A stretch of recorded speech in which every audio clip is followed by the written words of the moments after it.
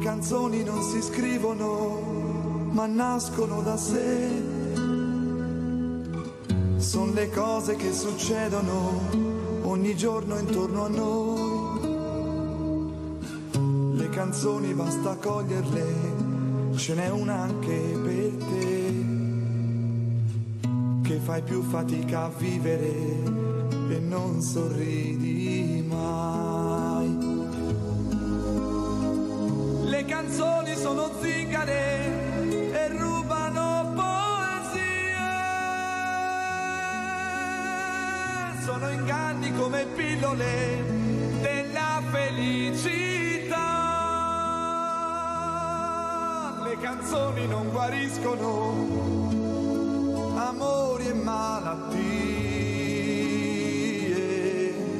ma quel piccolo dolore che l'esistere ci dà passerà, passerà. Se un ragazzo e una chitarra sono lì come te in città a guardare questa vita che non va, che ci ammazza di illusioni, e con l'età delle canzoni passerà su di noi, finiremo tutti in banca prima o poi perché e chissà, per le angosce di una ricca povertà, a parlare degli amori che non hai, a cantare una canzone che non sai come fa, perché l'hai perduta dentro e ti ricordi solamente passerà.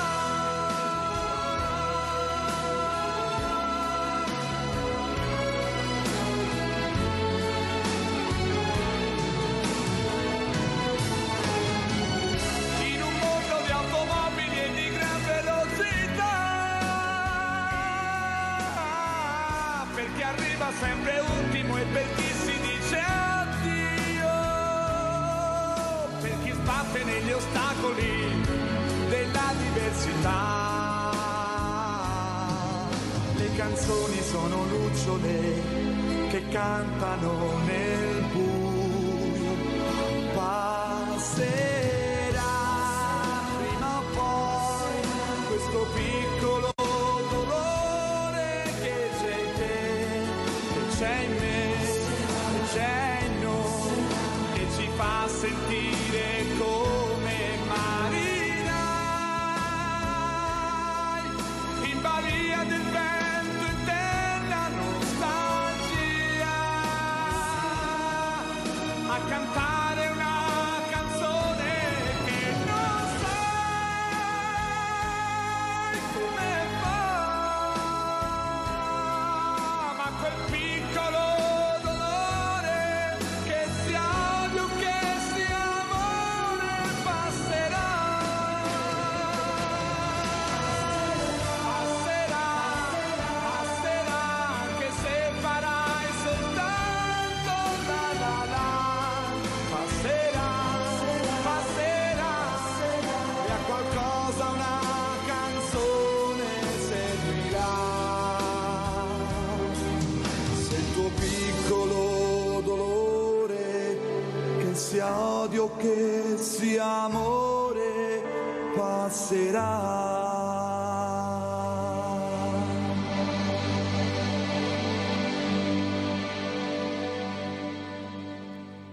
Siamo arrivati a dicembre, dovremmo essere tutti felici, contenti, Natale, aprire le trasmissioni con una serenità, un'armonia, una gioia, un'allegria che solo questo mese meraviglioso, il mese di dicembre, ci dava, almeno per quanto mi riguarda non mi dà più, ma soprattutto stavo pensando ai genitori di Filippo, al fratello, tutti che si scagliano, tutti che hanno la verità in tasca, colpa loro, colpa, colpa, colpa. C'erano i messaggi, c'erano dei segnali per gli addetti ai lavori, magari sapevano più le amiche e gli amici di loro stessi.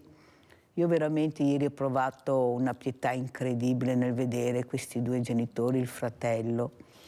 Ecco, è facile scagliare la prima pietra, ma quante persone sapevano e nessuno ha mosso un dito? Forse, ripeto, più di loro.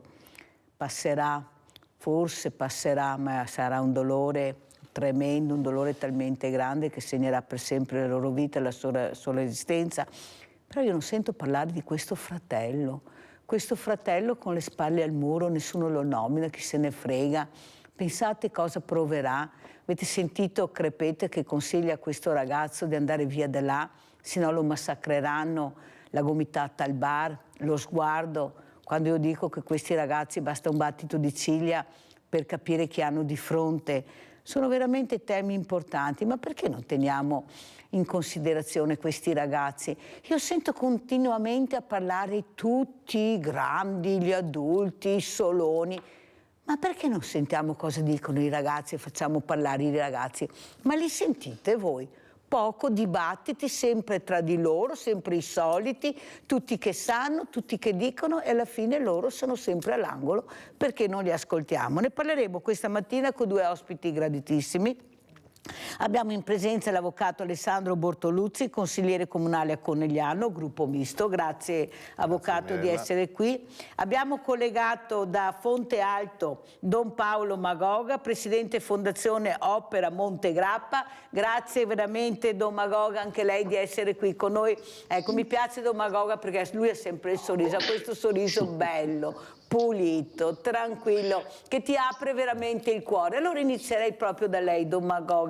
Ecco, commentando le parole che ho detto io, ma vogliamo ascoltare questi ragazzi, sentire loro cosa dicono? Ecco, perché io continuo sempre a sentire i soliti noti, nel senso che sappiamo tutti chi sono. Prego.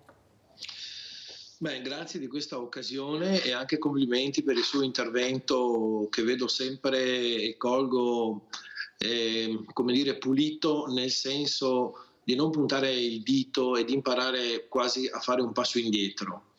Mi ha fatto venire in mente una partita di calcio che mi è stata raccontata da un amico e mi ha detto: tu dovresti vedere i genitori che sono fuori a guardare sti ragazzini che giocano, cosa non dicono e come si scatenano per vincere una partita, che poi neanche vincessero i campionati del mondo.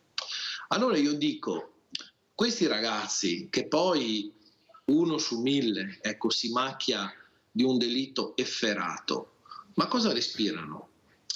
Noi pensiamo di essere tutti puliti, santi e immacolati e facciamo l'esame di coscienza sempre agli altri e in particolare a questi giovani, a questi ragazzi che sono persi nei social media, nel fumo, nella violenza e quant'altro. Ma cosa respirano? Che esempio diamo a loro? Mi veniva in mente adesso col Natale ci saranno i saggi di danza, ci saranno i saggi delle varie scuole, eccetera, perché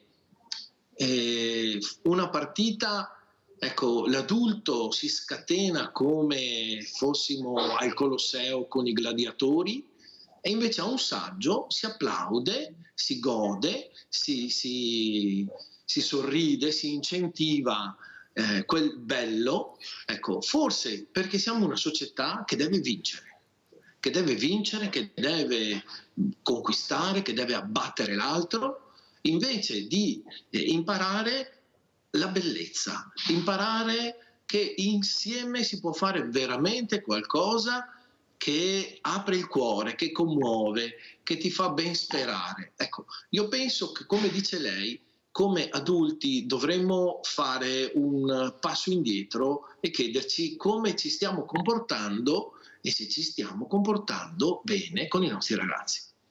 Grazie veramente Don Magoga per queste parole, per queste riflessioni che spero facciano anche a casa questo continuo a lanciare la pietra perché non si sa contro chi non si sa, perché non è che questi genitori possono avere delle colpe infinite, oppure pensate a quel ristoratore che non c'entra niente, che qualcuno si permette di entrare in questo ristorante e gridare assassino. Ma vi rendete conto, come dice Don Magoga, la mente umana? Veramente ci lamentiamo dei Filippi, ma chi è che ha respirato l'aria per diventare anche un Filippo? Cosa diamo noi in compenso a questi ragazzi?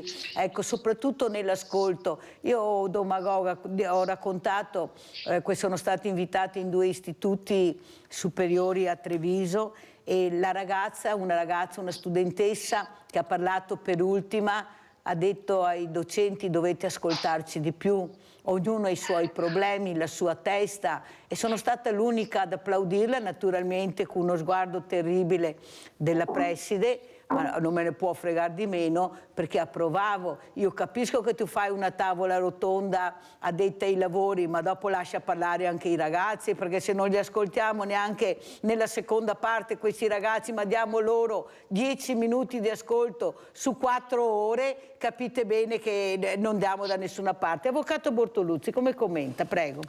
Ma intanto, Mirella, anch'io volevo ringraziarti per le parole che hai detto in apertura della trasmissione, perché credo che ci sia veramente bisogno in questo dibattito di portare un po' di abbassare intanto i toni e di parlare. Sento veramente anche degli interventi da parte di esperti, pseudo esperti, interventi veramente imbarazzanti. Anch'io in questi giorni il mio pensiero è stato ovviamente per la vittima, per Giulia, di cui domani si celebreranno i funerali, ma è stato anche pensiero per Filippo, che si è rovinato la vita, ha rovinato la vita probabilmente ai suoi familiari, e anch'io mi chiedo come possa succedere questo. Credo ci sarà bisogno di un'analisi sociologica veramente importante su quello che sta succedendo, perché certo il fenomeno dei femminicidi non riguarda solo i giovani, però ci sono stati molti episodi che invece proprio hanno come infelici protagonisti proprio i giovani. Io devo dire la verità, non conosco la realtà a fondo, la realtà dei giovani, però qui abbiamo Don Paolo, abbiamo ci sono tante persone, gli insegnanti, la società, che possono veramente dirci qualcosa di più su quello che sta succedendo. La mia analisi è che sono saltati tanti valori, sono saltate anche tante reti che prima c'erano e adesso non ci sono più. Abbiamo queste famiglie che molto spesso sono famiglie di figli unici, in cui le dinamiche che ci sono non sono più quelle di un tempo in cui si riuscivano a compensare anche all'interno della famiglia tanti momenti di disagio. Vedo questi ragazzi che sono molto soli con i loro social, che è una socialità che è evidente che non può supplire a quella reale. E quindi io direi che fermiamoci tutti un attimo, perché giustamente stiamo parlando di questo fatto, ma non è la quantità delle cose di cui si dibatte, no? che ci aiuta a risolvere il problema, è la qualità del dibattito che c'è. Allora ci fermiamo un attimo, avvocato, che se no mi cade la linea. Abbiamo Rinaldo da Venezia. Ciao Rinaldo. Ciao Mirella e buongiorno ai tuoi ospiti. Quello che dice è non giusto, ancora di più. E chi lo sa molto bene, anche loro lo sa, però tutti lo saremo cosa che deve fare, di mettere a questi giovani, accompagnarli, per farli diventare grandi un pochettino meglio di quello che i loro e anche gli altri. Bisogna parlare con i giovani, ma tutti dà la soluzione, nessuno fa niente. I politici che abbiamo via, perché come esempio gli dà una moglie con 3 fiori, con 4 fiori, gli aiuta i fiori su Marrakechi, fa i politici. Subito pronti a dire che suo figlio no, gli aiuta e fa i briga. Sti giovani qua, che non ha nessuno, gli sta nel senso che si dà un problema a un amico, oppure può dare dal prete a dire al padre, metto in questa situazione come che era una volta ma bisogna che diventiamo più buoni dentro degli altri. Io mi ricordo una roba, perché era una cretinata. Cos'ero puteo? Io sono a scuola nel 49, va bene, in prima elementare. Vedere i putei che a merenda non aveva. Quando che facevano i tecnici, diceva la tua famiglia, si capiva che magari il puteo veniva a scuola senza merenda perché non poteva. Chi che poteva il giorno di Dio ne portava dopo. E nessuno gli insegnava. È una cretinata. Ma siamo cresciuti questo attaccamento anche di chi che ha bisogno. Adesso qua è buono che facciamo tutto, ma niente con i fatti, Mirella. Ci lo sa molto bene perché ti sei in mezzo. E ora, psicologi del tutto, ma cosa c'entri? Bisogna che ti guardi in cuor tuo, che l'intelligenza artificiale deve la testa e il cuore, non l'intelligenza artificiale. Ciao Mirella e buona giornata. Oh, che bravo Rinaldo, è stato più sintetico questa mattina, bravo il mio Rinaldo. Allora, Don Paolo Magoga, però quello che anche volevo discutere con lei questa mattina, dicono che i ragazzi non hanno valori, che sono freddi. Non è vero, non è vero. Guardate che quando, io ve li ho fatti anche vedere, quando sono entrata, non so se il nostro regista riesce a trovare il servizio che sono stata in questa scuola Riccati a parlare, quando ho dato loro parola, e pensi Don Paolo senza microfono, perché sapevo che il microfono poteva essere un impedimento, perché la prima volta che tieni in mano un microfono, ecco, cominci a tremare, non è facile per tutti. Allora ho lasciato proprio il suono ambientale e loro si emozionavano parlando. Intanto si guardavano tra di loro, oddio adesso tocca a me, cosa dico? Però un po' alla volta si sono aperti nello stupore dei professori, che poi mi hanno detto: Mirella, non avrei mai immaginato sentire delle parole, delle frasi da certi ragazzi. Siamo proprio soddisfatti. Ma allora vuol dire che non è vero. Basta vedere anche quando questi ragazzi partecipano alla raccolta differenziata, oppure quando vanno a vedere la storia che la toccano con le proprie mani, ad esempio quando li portano a Auschwitz. Faccio gli estremi per capire, perché è dagli estremi che si parte. Eppure vediamo le lacrime che scendono, vediamo l'attenzione di questi ragazzi, perché sono rapiti dalla storia, non è vero che non gli interessa. Oppure quando si recano nelle RSA, la prima cosa che abbracciano e coccolano questi nonni, magari tanti non hanno, oppure se li hanno per loro sono sempre i loro nonni, li accarezzano. Allora vuol dire forse che bisogna prenderli un po' più per mano. Cosa dice Don Paolo? Certamente, verrebbe quasi da dire che per quel che posso dal mio osservatorio colgo molto sbarrimento. Questi ragazzi non capiscono più dove bisogna andare e chi hanno di fronte. Temo che tutto questo rumore attorno anche a questa vicenda non faccia bene a loro, perché se prima c'era un'ansia da prestazione, pensiamo a tutto quello che vedono sui social, da prestazioni dell'intimità a prestazioni estetiche, e quindi queste ragazze che devono essere sempre belle, sempre in tiro, sempre provocanti, eccetera, eccetera. Ecco, oppure questi ragazzi che devono essere bravissimi, atletici, fare 1000 peripezie, magari facendosi male, eccetera. Mi pare che dall'ansia da prestazione siamo passati all'ansia da relazione. Per cui penso che tutto questo rumore, ecco, legato a questa vicenda, che da una parte è anche importante, ma non deve eccedere, perché questi ragazzi si chiedono: ma adesso che almeno con il mio ragazzo, con la mia ragazza, avevo un po' di uno che mi ascoltava, avevo uno che mi voleva bene, uno che mi coccolava, ma adesso questo qua è lui? È lei? O devo aspettarmi una coltellata da un momento all'altro? Cosa posso fare? Cosa devo fare? Cioè, possiamo litigare, o alla prima litigata io devo chiamare i carabinieri? Cioè, è anche quel gioco che è fatto anche delle relazioni di complicità, di te ciapo, te muovo, no? Ecco, quanto si può fare? perché anche l'innamoramento, anche i gesti d'affetto, lo sanno i ragazzi, insomma io nella mia scuola, ecco, i ragazzi, per l'80% sono tutti maschi, ecco, non è che si pettinano i capelli, no?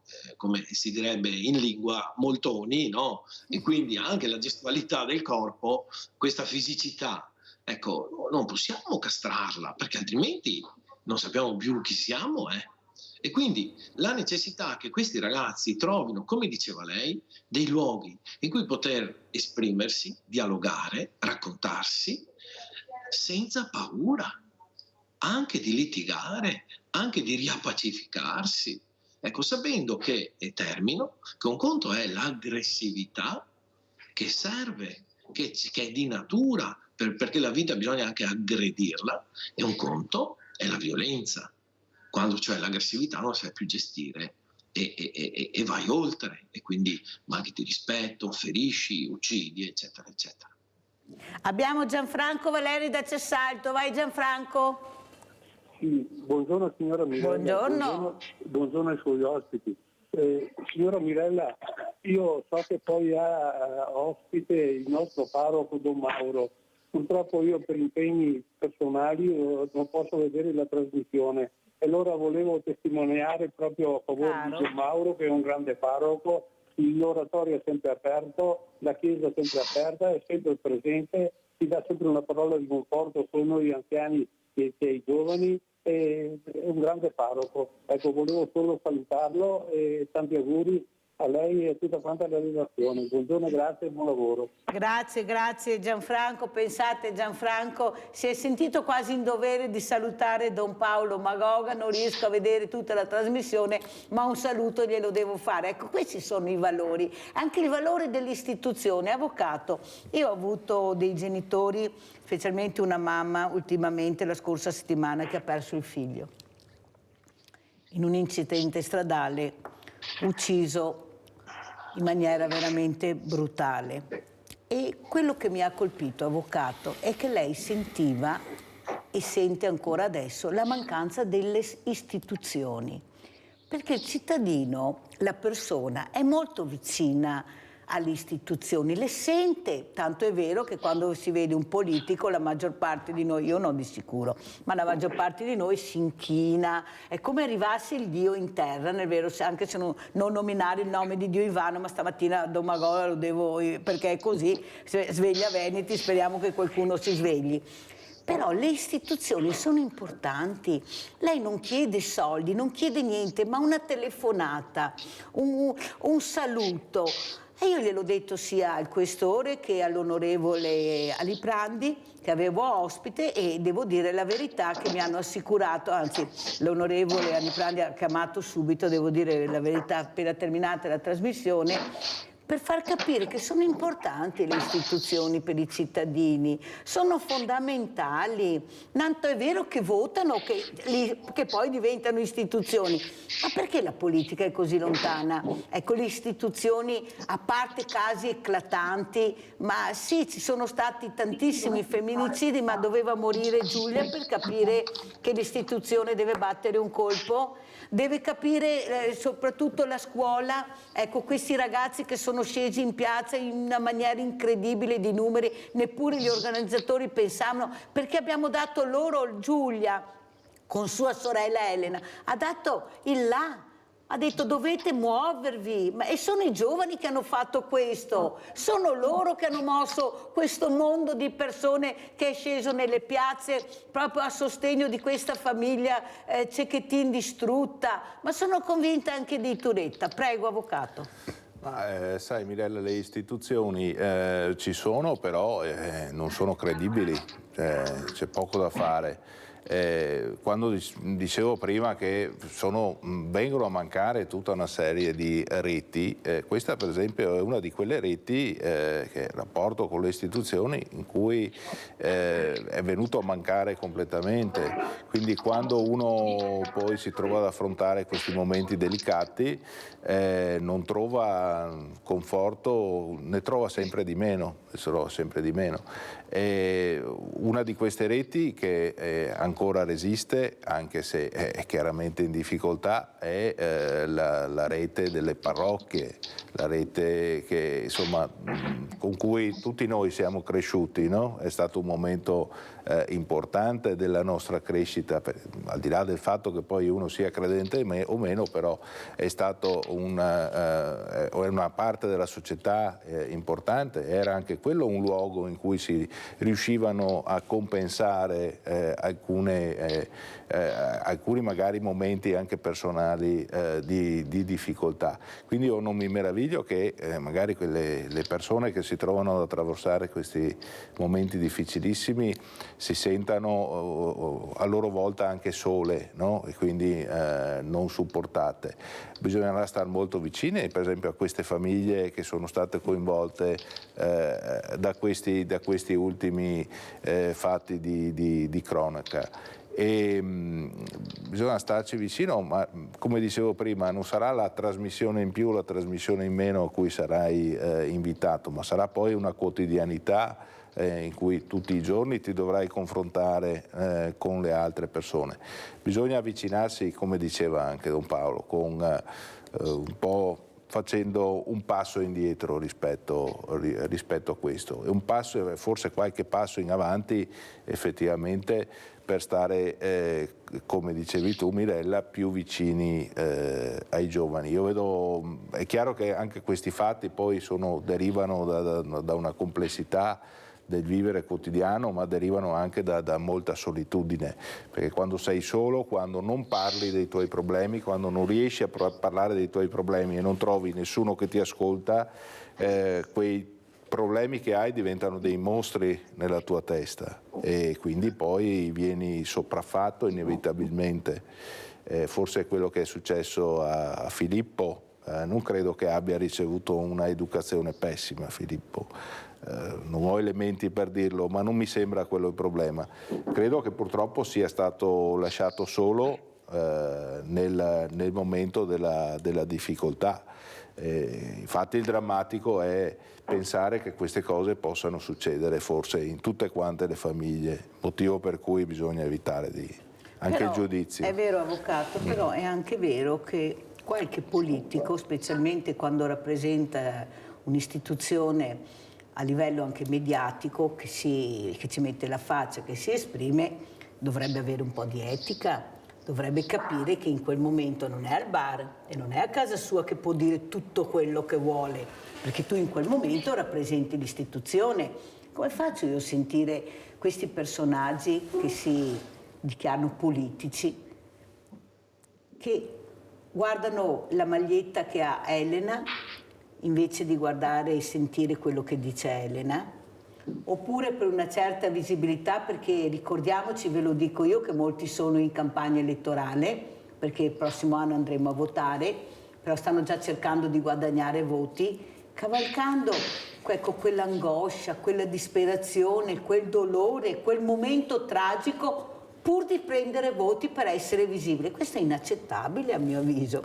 Un partito, se fosse un partito serio, dovrebbe subito metterli all'angolo, togliere loro la voce. Non è possibile sentire certe frasi, certi commenti in un momento drammatico come questo, con il numero di femminicidi.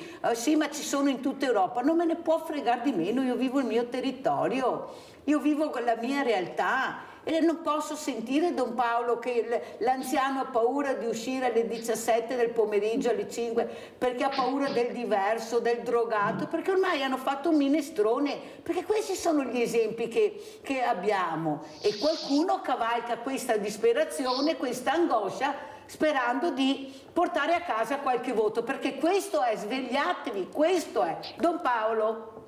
Sì.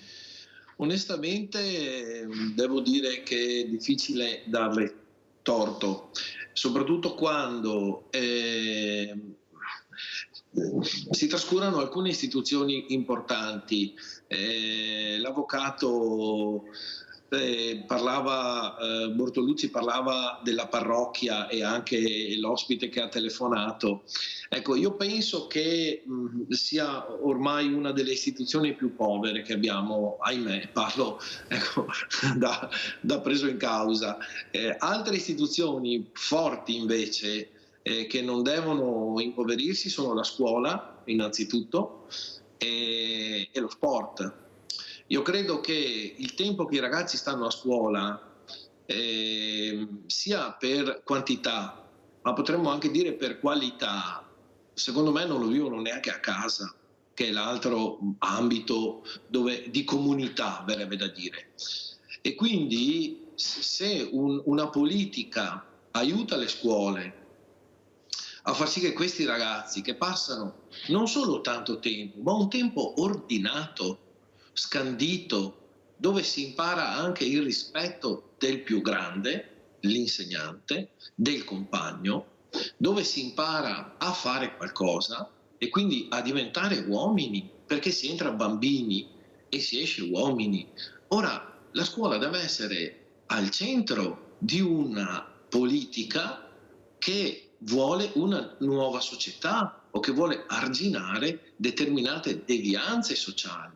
E la stessa cosa si potrebbe dire in proporzione minore dello sport, perché anche nello sport i ragazzi imparano a gestire l'aggressività, ad esempio. Avevo aperto con questi genitori, no, che fuori dal campo gridano copio, daghe, faghe. No, a calcio o a pallavolo o in qualsiasi sport si impara un'educazione attraverso il proprio corpo, che se mangi troppo o bevi troppo o fumi troppo non hai più fiato, che per vincere devi educarti, e soprattutto un gioco di squadra. E quindi la società, come a scuola così nel campo, la impari a piccoli passi. Questo secondo me. Però Don Paolo Magoga, il problema è questo, proprio la parola che ha detto lei, vincere. Non si deve vincere, si deve partecipare. È come quel grande campione che ho sentito proprio ieri, che ha detto: nella vita era un allenatore di basket, devi scegliere quando fai lo sport, o vuoi fare a livello agonistico o vuoi solo divertirti, giocare.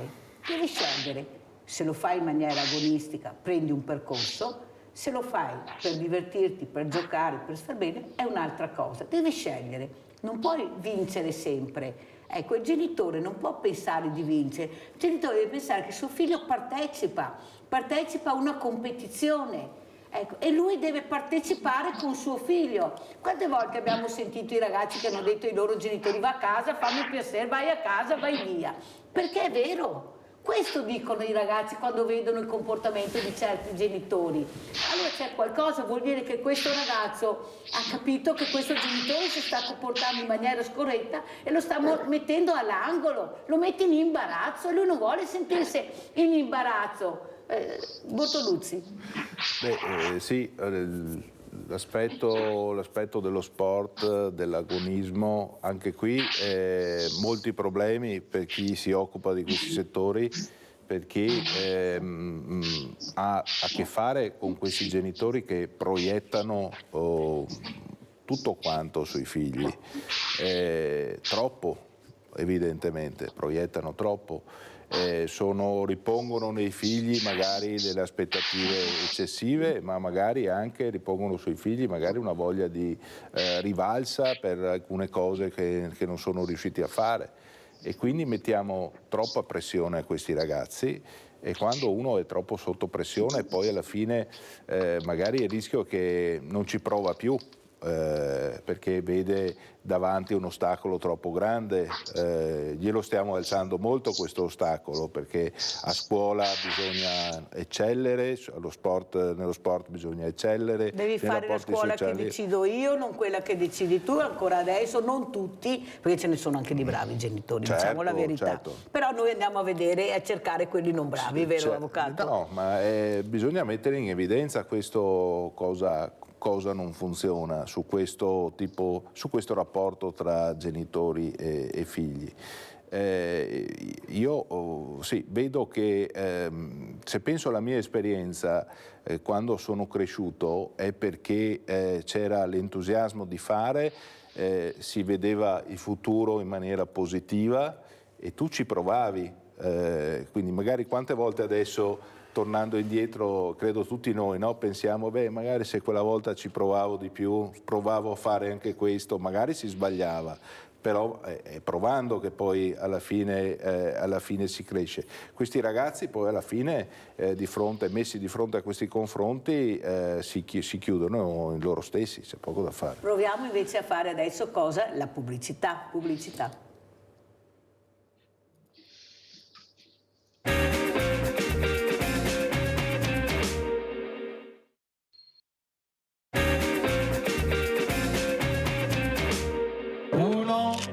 Va bene. 2 e 3. Un bel applauso. Inaugurato il 1° settembre, nella giornata mondiale del creato, il percorso botanico naturalistico accessibile a tutti, presso il Centro di Spiritualità e Cultura Don Paolo Chiavacci di Crespano di Pieve del Grappa. Si tratta di un percorso ad anello che si snoda per 130 metri all'altezza del primo parcheggio sulla strada che porta al centro. L'iniziativa fa parte del progetto Turismo Sociale e Inclusivo del Veneto, promosso dalla Regione e finanziato dal Fondo Ministeriale per l'Inclusione delle persone con disabilità. Questo evento ha aperto le porte veramente a tutti coloro che prima di questi giorni facevano fatica ad accedere alla montagna per problemi di mobilità o addirittura di vista, e quindi attraverso il nostro sito del centro Don Paolo Chiavacci oppure telefonando è possibile visitare questo sentiero chiamato inclusivo, ma nel senso di entrare a diretto contatto con la natura. Troveremo dei pannelli didattici dove con dei QR è possibile anche ascoltare la voce di Carlo Petrini, del Papa, di Greta Thunberg, e passeggiare con quote pensate proprio per chi ha difficoltà motorie, quindi anche anziani, carrozzine, e poter vivere un'ora di pace, di ascolto della natura e di riconciliazione anche con se stessi. Un progetto frutto della collaborazione tra più enti. La Regione del Veneto, assieme alle aziende sanitarie, ai comuni, al privato sociale e alle realtà turistico-ricettive del territorio veneto, vuole valorizzare ancora di più queste realtà a grande valenza turistica attraverso la promozione di un turismo inclusivo, quindi un turismo adatto ad accogliere tutte le persone in modo sicuro.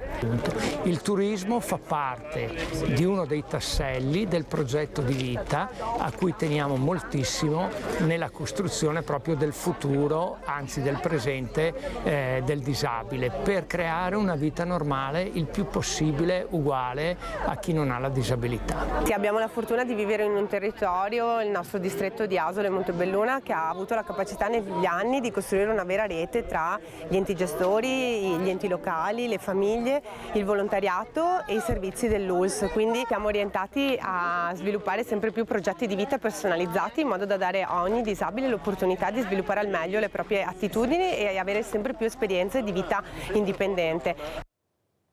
Allora, intanto grazie per questo servizio Don Paolo, però adesso vorrei dare la parola a Virginia, vediamo se è ancora in linea. Virginia da Milano. No, buongiorno signora Mirella. Ciao Virginia, ciao, come stai? Abbastanza bene, ma un po' delusa. Non so se sono in argomento con la trasmissione. Non ti preoccupare, non ti preoccupare. Ho acceso la televisione sì. E in un altro canale ho visto una cosa che mi ha fatto male. Allora, le dico la cosa. Hanno fatto vedere il mio presidente di regione a una manifestazione, a un convegno del mio da ora ex leader di partito a Firenze, in prima fila il mio presidente di regione. Può fare una cosa così? È il presidente di tutto il Veneto e partecipare a una, non so come chiamarla perché mi vergogno, di destra estrema, mi vergogno. Avevo una stima immensa per lui. Sono 30 anni che voto Lega, 30 anni, e mi vergogno di quel che è successo ieri. Il mio ex leader da ora, pazienza, fa il suo lavoro, ma il presidente di regione no, perché è il presidente di tutti, anche se a me la sinistra, come le ho detto, non piace, perché ho votato da sempre, da quando sono nata, da 21 anni che ho potuto votare Lega, questa cosa il Presidente non doveva farla, perché è il Presidente di tutti. È una riunione di partito, per carità, ha diritto a partecipare, ma non a una riunione di destra estrema, perché è il Presidente di tutti. Grazie Virginia, molto chiara, grazie. Forte Virginia, guarda da una parte, perché vado da Mirella a raccontare questa storia che ha fatto la sua riflessione. Virginia, a caso ognuno farà la propria, però quello che volevo, grazie Virginia, dopo sentiamo anche Bortolucci cosa ne pensa, visto che è un politico, ma io vorrei tornare a Don Paolo. Don Paolo, però si parla sempre di inclusività, questa parola finalmente, e non di disabilità. Però parlano i soliti noti, io non vedo i ragazzi, non vedo le persone, e Daia con sti sindaci, e Daia con gli esperti, ma loro, sono loro che devono parlare, che devono dire come fare per arrivare a far capire che non dobbiamo mettere più le etichette, ma giudicarli come persone, con un nome e un cognome, perché sono bravi, sanno esprimersi e sanno colpire dritta, la freccia arriva dritta al cuore quando parlano. Quando usciamo di casa noi avremo bisogno di questo. Noi abbiamo bisogno di trovare un lavoro, di essere inseriti. La legge lo prevede, ma quando una ditta vede una parola che io non ripeto perché sapete che la odio, non lo assumono. Questa è la verità, pochissimo rispetto ai numeri. Prego Don Paolo. Sfondo una porta aperta, nel senso che la nostra scuola, proprio anche in virtù della tipologia delle scuole professionali, ha addirittura al suo interno una tipologia di insegnamento dedicata ai ragazzi che per primi vivono sulla loro pelle il disagio, sia nell'apprendimento che per qualche disabilità, e si costruisce su di loro senza, potremmo dire, quella presenza dell'insegnante di sostegno preziosissima e importante, ma forse in una fase dell'età tipo questa delle superiori rischia di essere un po' invasiva, mentre nella nostra scuola abbiamo delle classi dove tutti gli insegnanti sono, potremmo quasi dire, di sostegno.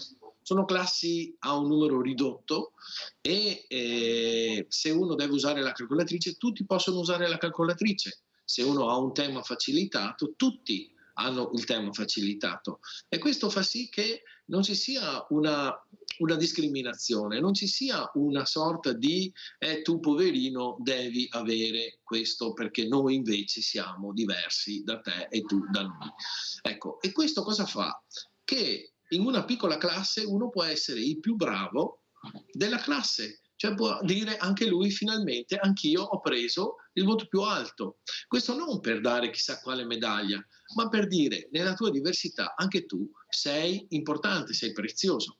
Altra cosa che abbiamo sperimentato in questa classe, in questa scuola, è invitare una campionessa delle Paralimpiadi di basket, che non solo è venuta a dirci la sua esperienza, eccetera, eccetera, ma avendo una sezione di addetti alle vendite come scuola, e lei ha detto: vedete ragazzi, voi disegnate, perché ai ragazzi insegniamo proprio anche la planimetria di un negozio. Ecco, provate a immaginare io in carrozzina che arrivo a un banco per pagare o per andarmi a cambiare in un spogliatoio. Avete presente gli spogliatoi che trovate? Io non entro neanche con la carrozzina. Come faccio a sedermi, provarmi un paio di pantaloni? Ecco, questa esperienza di far toccar con mano i ragazzi perché si siedano sulla carrozzina e che vadano al banco a prendersi un caffè, che hanno il banco che gli arriva 1 metro sopra dove sono seduti loro, ci fa capire che il mondo non è ancora pensato a loro misura, ma è pensato da noi per loro. Ma e se siamo bravi, bravi, Paolo, perché continuiamo a intervistare, a far vedere le persone che dovrebbero fare due passi indietro e sentire loro cosa dicono. Ecco, questo sentiero inclusivo, io avrei avuto piacere aver sentito i ragazzi, le persone, le famiglie, cosa ne pensano, la bellezza del territorio però gestita sempre dalla politica. È il sindaco, l'assessore regionale, quello che rappresenta, sempre loro che parlano. Invece vogliamo capire che forse, ecco, anche noi dobbiamo forse arrivare più vicino a queste persone e capire dove abbiamo sbagliato fino adesso e cercare di rimediare, visto che avremo la possibilità. Io non posso andare a Conegliano Bortolucci e trovare l'ascensore che non è adatto, appena fatto, nuovo, chiuso, perché la carrozzina non entra, abbiamo fatto il servizio e lei lo sa. Ma siamo nel 2023 e continuiamo a sbagliare. È ancora così. È ancora così? Ecco, è ancora così, dice nessuno ha fatto niente. Allora Bortolucci, per rispondere anche avvocato a Virginia da Milano, la politica dovrebbe stare attenta quando si muove, quello che ho detto io all'inizio, e la telefonata ha confermato quello che dico, l'istituzione importante per il cittadino, lo guarda, come si muove, cosa fa, prego. Il capo chiama, il soldato risponde. Sì, magari sta un po' zitto perché è imbarazzato, magari è un po' fuori posto, però deve andarci, no? Parlavamo prima di credibilità, ecco, forse adesso con questa cosa, che non è una piccola cosa, è una cosa importante, il nostro Presidente di Regione ha perso un pezzettino di credibilità. Dalle parti di Milano pare sicuramente di sì. Però quando poi riduciamo la politica alla propaganda, allora magari si trova anche così che magari è efficace organizzare queste riunioni, tra l'altro insomma a Firenze, che è anche una città che insomma è una città importante, che ricordo del sindaco La Pira, insomma, no? In cui la storia di un pensiero profondo. Si è fatta questa riunione, benissimo, insomma, ecco, di persone che sono libere di incontrarsi, però una parte importante di questo partito della Lega sta andando verso l'estrema destra. Non mi sembra, francamente, ancora più a destra forse della Meloni, mi pare di capire, non mi sembra un bel messaggio parlando di credibilità. Allora, prima di salutare gli ospiti, passiamo un'altra telefonata. Tilly da Rossano Veneto. Ciao Tilly. Sì, buongiorno Mirella. Buongiorno. No, sono da Ponzano Veneto. A Ponzano Veneto, mi hanno detto, sì, tranquilla. Sì, ho parecchie conoscenze qua. Poi dalle parti Ponte di Piave, giù di là. È poca credibilità verso la Lega, molto, molto poca. Soprattutto io sono arrivata a cambiare canale, ti dico, quando parla Salvini. Quello proprio è il top. Finché la Lega non dà un fermo, la gente non lo voterà più. Lo so perché dalle parti Ponte di Piave, Salgreda, mia sorella che ha parecchie attività là, c'è parecchia gente che la Lega non va molto più, e in primis Salvini.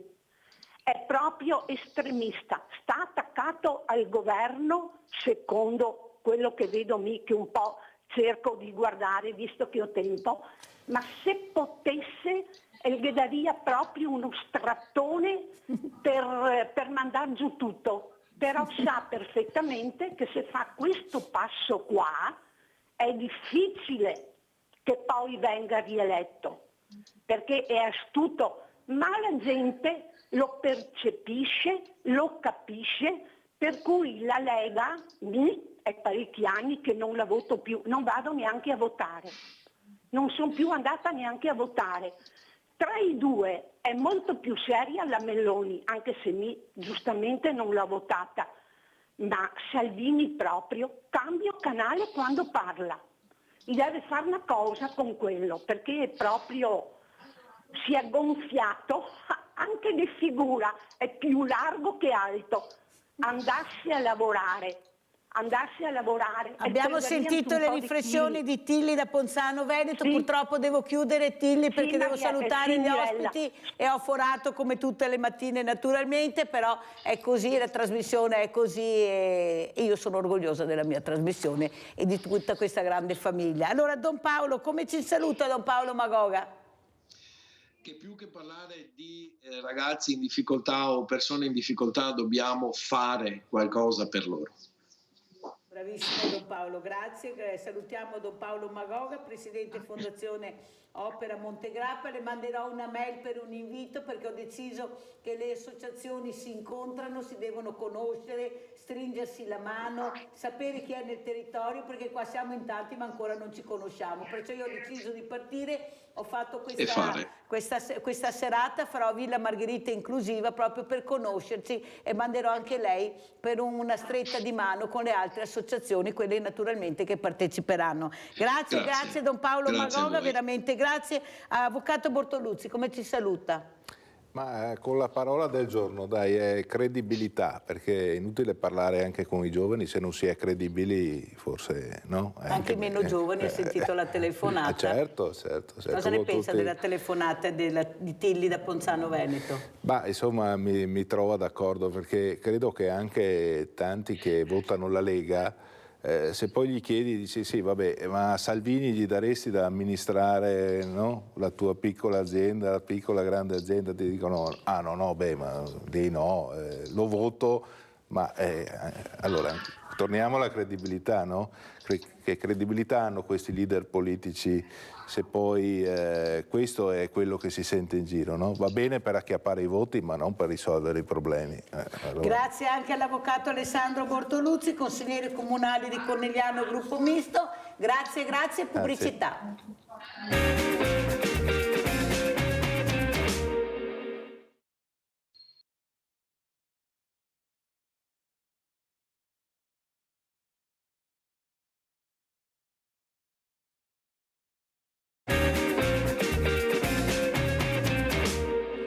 E siamo con altri due graditissimi ospiti. Abbiamo in presenza Don Mauro Gazzelli, parroco di Cesalto, Santa Maria di Campagna e Sant'Anastasio. Grazie Don Gazzelli di essere qui. Saluto anche la dottoressa Marianna Martini, psicologa del traffico. Grazie anche lei, dottoressa, eccola qua, sempre con questo bel sorriso. Che piacere averla ospite, perché le farò tante domande, perché dall'ultimo incontro, dottoressa, non è cambiato niente, alle rotonde arrivano senza freccia, sparati, no, un caos totale, monopattini senza nessuna veramente tutela, biciclette senza fanali, macchine nei centri storici che corrono a più non posso nonostante i divieti. Ma cosa dobbiamo fare? Ecco, partirei proprio da lei, dottoressa Martini, per far capire che non si può uscire di casa e farsi le proprie regole. Prego, dottoressa. Grazie dell'invito, mi fa piacere trovare Don Mauro, con cui abbiamo condiviso un ultimo progetto a Oderzo, quindi è un piacere rivederla anche se non in presenza, e direi che qualcosa si sta facendo proprio in questo senso, nel senso che le scuole si stanno sensibilizzando, sì, i giovani sono interessati, sono poi sicuramente Don Mauro racconterà meglio, però sono partecipi, sono interessati a questi aspetti ed è quindi un buon passo avanti dal mio punto di vista. C'è tanto da fare, siamo tanti, siamo diversi, mettiamola così, e quindi dobbiamo avere una sensibilizzazione ad ampio raggio, però la strada è quella giusta, dai, guardiamo il bicchiere mezzo pieno e non sempre mezzo vuoto, qualcosa si sta muovendo, qualcosa si sta cambiando. Sentiamo come commenta allora Don Mauro Gazzelli, che ringrazio di essere qui questa mattina. Saluto anche il papà che lo accompagna sempre, perché è giusto salutare anche il papà di Don Mauro nel silenzio, sempre vicino al figlio, è una cosa bellissima. Allora Don Mauro, come commentiamo le parole della dottoressa Martini? Ecco, io grazie al contributo e grazie della dottoressa Martini ho portato via una lente di ingrandimento. Perché anche nel vostro lavoro, Mirella, ognuno vede ciò che vuol vedere. E a volte abbiamo bisogno di persone, come la dottoressa qui, che ci danno la lente giusta, come gli occhiali giusti. Perché sennò lente sbagliata, occhiali sbagliati, non vedi niente. Ecco, la dottoressa ci ha aiutato al Collegio Brandolini, Rota di Oderzo, a far vedere ai ragazzi cosa vuol dire, come vedere la strada, come vedere dentro il tuo cervello e recepire i segnali che hai attorno. Ecco, oggi, ahimè, a parte Rete Veneta, ma grazie Don Mauro, ma anche a livello mediatico, anche di recente, mi sembra che non vogliamo vedere le cose. Cioè questa violenza che c'è alla base è una violenza che si ripercuote sulla strada, sulle relazioni, su quello che noi facciamo. Non dobbiamo dimenticare che questo è il problema principale, c'è troppa violenza fin da piccoli. Io presento bambini della scuola dell'infanzia, delle mie parrocchie, bambini iperattivi e violenti fin da piccoli. Quindi anche sulla strada educare questi ragazzi, ripeto, la dottoressa va a vedere le cose, l'ente giusta, però anche essere più calmi. Troppo agitati, troppa confusione e questo poi si ripercuote. Certo, sulla strada non si permettono errori perché poi gli scappano i morti. Allora, Don Mauro, però è vero quello che dice lei, però gli esempi che abbiamo non sono positivi, è là il problema. Perché questo ragazzo a casa, che è una spugna, che vede che il genitore si comporta in una determinata maniera anche nella strada o anche in casa, è logico che poi questo ragazzo, perché passa 4 ore a scuola, ma le altre 18-19 le passa a casa o quasi, perché anche là Domagoga aveva qualche dubbio prima. Allora dobbiamo capire che forse rieducare, già a partire dalla famiglia, questa famiglia che poi non partecipa o poco. Difatti, noi adesso non ho neanche portato via, ho fatto le magliette balordo a bordo. Abbiamo realizzato questo triangolo. È sempre a roba, stamattina non l'aveva portare. Vabbè, non importa. C'è questo triangolo che, come tutti sapete, il triangolo con la punta in su dice attenzione. C'è questo ragazzo col volante molto spensierato che ha in mano il cellulare, l'alcol, eccetera, e con la dottoressa abbiamo dato al Branolini 200 adesivi balordo a bordo. Non è da mettere sul vetro della macchina, è all'interno. Per dire, ecco, è interessante che alcuni genitori erano preoccupati dicendo no, ma questo adesivo è negativo, bisognava scrivere che sono... È interessante, questo adesivo balordo a bordo l'hanno voluto i ragazzi, dicendo noi, adesso non dico le parolacce perché siamo in diretta, noi con le nostre stupidaggini non ci rendiamo conto di quello che combiniamo. Quindi, ad esempio, balordo a bordo, i ragazzi l'hanno percepito come per dire devo stare attento perché io potrei fare delle azioni, non mi rendo conto che divento balordo. Quindi non hanno bisogno di linguaggio forte, i famosi no che non li diciamo, ma il problema è nostro. Per cui anche... E qui poi alcuni genitori sono stati spiazzati, difatti poi tutti i genitori hanno voluto l'adesivo, ma prima avevano paura, paura di spaventare i ragazzi, invece da che mondo è mondo, chi è in crescita deve essere spaventato a volte perché non sa cos'è la realtà. Non dobbiamo prendere paura. Qui certo la psicologa è più competente di me, però dico, ecco, non dobbiamo avere paura, i ragazzi oggi hanno bisogno di linguaggi forti e fermi, tutte ste robe che passano, le immagini ferme, per riflettere. E da questo punto di vista hanno una marcia in più. Però nelle nostre famiglie mancano i riferimenti, manca i no, manca anche il scuoterli a volte, no? La famosa pigrizia, se un bambino è pigro, dobbiamo dirglielo. E invece noi oggi coltiviamo la pigrizia, la non voglia, e che poi diventa non senso di vivere. Allora, dottoressa Martini, io le manderò, non so se ce l'ha già, questo cortometraggio che mi ha portato il comandante della polizia locale di Treviso, ecco, che stiamo cercando di farlo girare anche nelle scuole, lo girerò anche a Don Mauro perché lo trovo molto importante, dove si vede tantissimo che quando il ragazzo è in difficoltà, quello che ha un'educazione, quello che capisce il valore della famiglia, quando è in difficoltà chiama il papà, chiama il padre che lo vada a prendere, perché è ubriaco e non ce la fa tornare a casa. Mentre l'altro, più strafottente, più sopra le righe, dice no, io non sono ubriaco, non c'è nessun problema, guido io, porta a casa altre 2 ragazze e tutti e 3 muoiono sulla strada.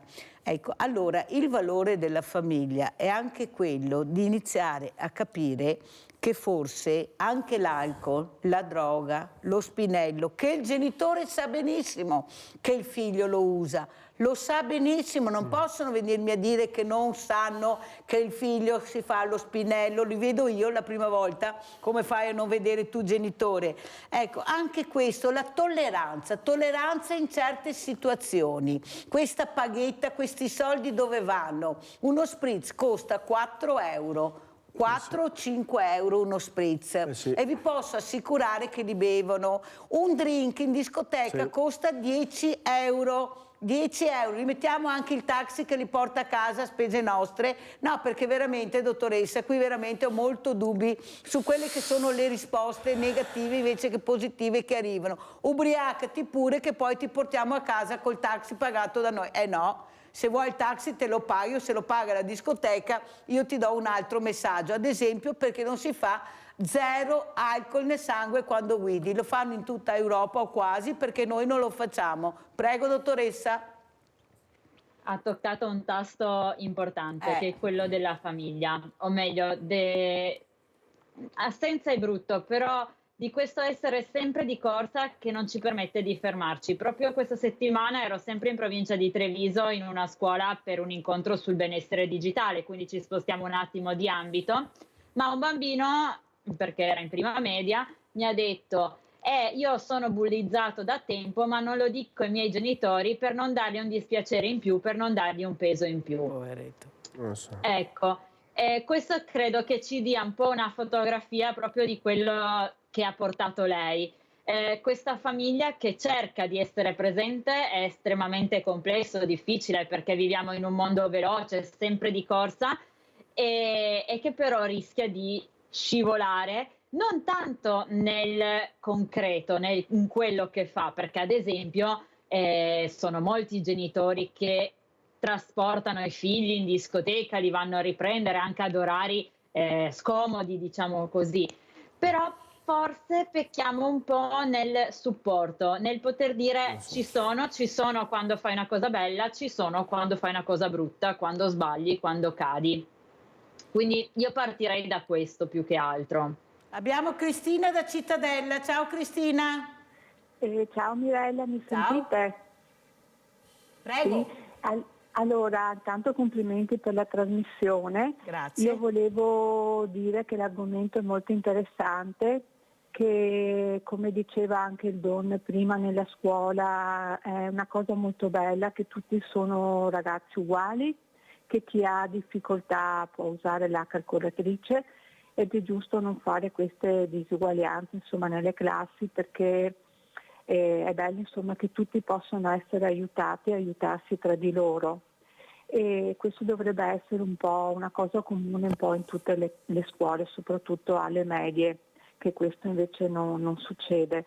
A parte questa cosa qua, sono dell'idea che i nostri ragazzi hanno bisogno di essere ascoltati e di essere anche abbracciati da noi genitori, perché ultimamente sono appunto delle anime un po' in pena, nel senso che non sanno proprio cosa dire, cosa fare, e il genitore ha una grande importanza, soprattutto bisogna dargli delle regole, che le regole è difficile darle, perché io sono mamma e sono la prima a dire che è la difficoltà più grande di noi genitori.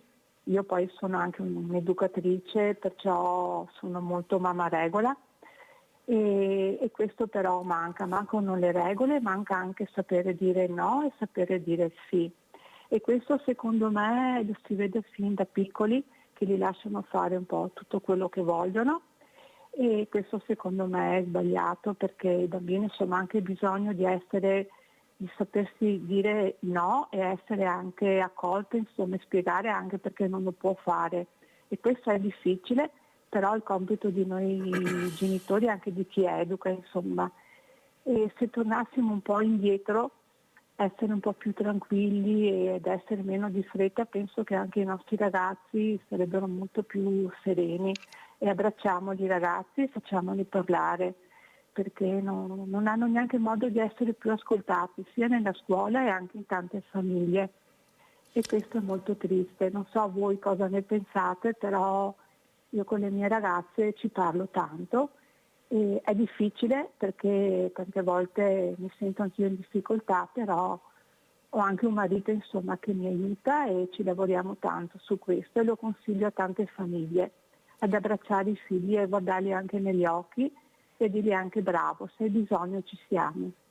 Grazie Cristina, veramente bella questa telefonata, una telefonata costruttiva. Don Mauro. Io suggerisco proprio questo valore grande dell'umiltà, cioè tutti i ragazzi, noi li prendiamo singolarmente, sono tutti eccezionali perché hanno le loro capacità, le loro doti. L'umiltà sarebbe dire questo: io genitore, io famiglia, io scuola, io parrocchia, quello che è, gli insegniamo però l'umiltà tutti da avere e dire: quando questo nostro figlio, nipote è con gli altri, non posso sapere al 100% com'è. Questo sarebbe un grande passo, cioè l'umiltà di dire: io gli do la base, però non posso sapere cosa succede quando è con gli altri. Prima cosa. Secondo aspetto, allora hanno bisogno di essere amati, voluti bene, ma San Giovanni Bosco, oggi c'è chi fa anche la tesi di laurea, sul metodo preventivo. Lui diceva: perdi tempo, tra virgolette, ascoltalo, dagli amorevolezza, fermezza ma amorevolezza, sappi che all'improvviso, quando tu con un semplice no gli togli l'amorevolezza, la confidenza, l'ascolto, in certi momenti tu lo devi togliere l'ascolto, quello vale di più di una punizione. Don Bosco era contro il metodo repressivo, contro le punizioni, perché quel no, quel togliere all'improvviso l'ascolto che tu gli hai sempre dato, quel al momento negare l'amorevolezza, bloccarla un attimo, vale di più di una punizione. Io stesso, per tenere aperto l'oratorio, ho messo in crisi alcuni ragazzi nel momento in cui li faccio pesare e dire: io mi sono fidato di te, guarda cosa hai combinato, adesso rimane chiuso, sei fuori. È una crisi che dura a volte un'ora, a volte dura un pomeriggio. Il giorno dopo il ragazzo vuole più bene a se stesso, ha più stima e ha l'orgoglio di dimostrare che deve recuperare fiducia nei miei confronti. Però questa lealtà dobbiamo crearla e a volte fargli pesare e dire: io oggi ho perso la fiducia in te, voglio ridartela, te la devi conquistare. I ragazzi dopo diventano più forti degli altri in questo senso. Quindi ripeto, non dobbiamo aver paura a volte, cioè perdere tempo, volerli bene e all'improvviso, se succede qualcosa, bloccare questo. Questo vale più di una punizione. Ecco che cos'è il no. Se no diventiamo un no autoritarismo, no? Deve essere un no autoritario, ma ripeto, ma deve essere frutto, perché anche qua, e adesso rovescio un po' le cose, spero che la psicologa saprà spiegare meglio di me, alcuni genitori che poi passano all'estremo e gli dicono troppi no ai ragazzi, gli danno troppe regole, tu hai bambini di 8-9 anni con i genitori bloccati perché hanno sempre bisogno degli occhi dei genitori, devono dargli consenso, poi cadiamo nell'eccesso, Quindi non possiamo dirgli no, togli tutto, non fare così, non andare di là. Anche loro devono fare le loro stupidaggini, devono crescere. Mi rendo conto, e non riesco a capire, vorrei fare anche una domanda alla psicologa. Io mi trovo bambini che avevano 6 anni, 5 anni quando è esploso il Covid. Adesso ne hanno 8, 9, 10, li trovo bloccati. Ho il dubbio che non hanno fatto le loro stupidaggini, le loro piccole esperienze nell'età di 6-7 anni e li vedo bloccati, mentre 5-6 anni fa un bambino di 9-10 anni era pronto. Quindi mi rendo conto che anche questo rallenta, quindi dobbiamo tornare alle piccole esperienze concrete di sporcarsi le mani, fare lavori anche di manualità, perché poi il problema è anche l'autostima, cioè abbiamo troppi ragazzi, poi ventenni, non ne parliamo, che non si stimano, non si vogliono bene. Quindi questo bene passa attraverso anche il contatto con la materia, con la natura. Ci mettiamo dentro anche la fede, perché come fanno ad avere la coscienza che ho fatto qualcosa di male, che ti ho ferito, la coscienza che ho fatto del male agli altri? No, mi devo stare bene con me stesso. Allora, fin da piccoli li educhiamo a essere egoisti. Però ripeto, il Covid in questo momento vedo che dobbiamo ancora recuperare nei ragazzi perché sono un po' bloccati. Abbiamo Antonio da Padova. Ciao Antonio. Buongiorno Mirella. Buongiorno. E buongiorno anche agli ospiti. Buongiorno. Io dico la verità, a me mi sembra di essere fuori dal mondo, cioè avere vissuto gli anni 60, 70, 80 e trovarsi adesso in queste situazioni qua mi sembra una cosa allucinante. Allora, un ragazzo che ha 20-30 anni non sa cosa succedeva quando negli anni 70.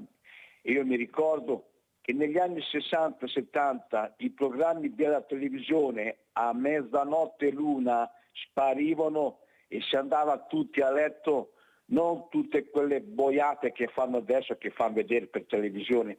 e ho anche il sospetto di chi è stato a far fuori, scusate l'espressione, a incastrare Tortora quando faceva Portobello al venerdì sera. E io ho dei sospetti, comunque lasciamo perdere, è una situazione questa qua brutta. Ma io ho in mente il signor Poletti, che era ministro dello sviluppo, e dopo mi taccio, che quando gli dissero ma ministro, ma come mai che tanti giovani vanno all'estero, tanti giovani vuol dire che 100.000 giovani all'anno andavano all'estero. Sa Poletti cos'è che disse? Ma io li conosco questi qua, è meglio che si tolgono dai piedi. Queste sono le frasi di un ministro dello sviluppo Poletti e non me le dimenticherò mai. E da quella volta io non sono più andato a votare, perché a Roma abbiamo un branco di cialtroni, ma dico cialtroni, forte cialtroni, e che danno questi insegnamenti ai nostri giovani, perché notizie virtuali da Roma non ne senti neanche una, anzi, guarda, c'è da mettersi le mani nei capelli e mi vergogno di vivere in questa società. Buongiorno e grazie. Abbiamo sentito anche le riflessioni di Antonio, invece adesso andiamo a vedere questi incidenti stradali che continuano. Purtroppo andiamo a Tezze, ecco, andiamo a vedere questo incidente. Stava andando al lavoro in sella al suo scooter quando si è scontrato contro un'auto e per lui non c'è stato scampo. L'ennesima vittima delle strade questo venerdì mattina attorno alle 7 in territorio comunale di Tezze sul Brenta. A perdere la vita un operaio di 36 anni di origine moldava residente nel Bassanese.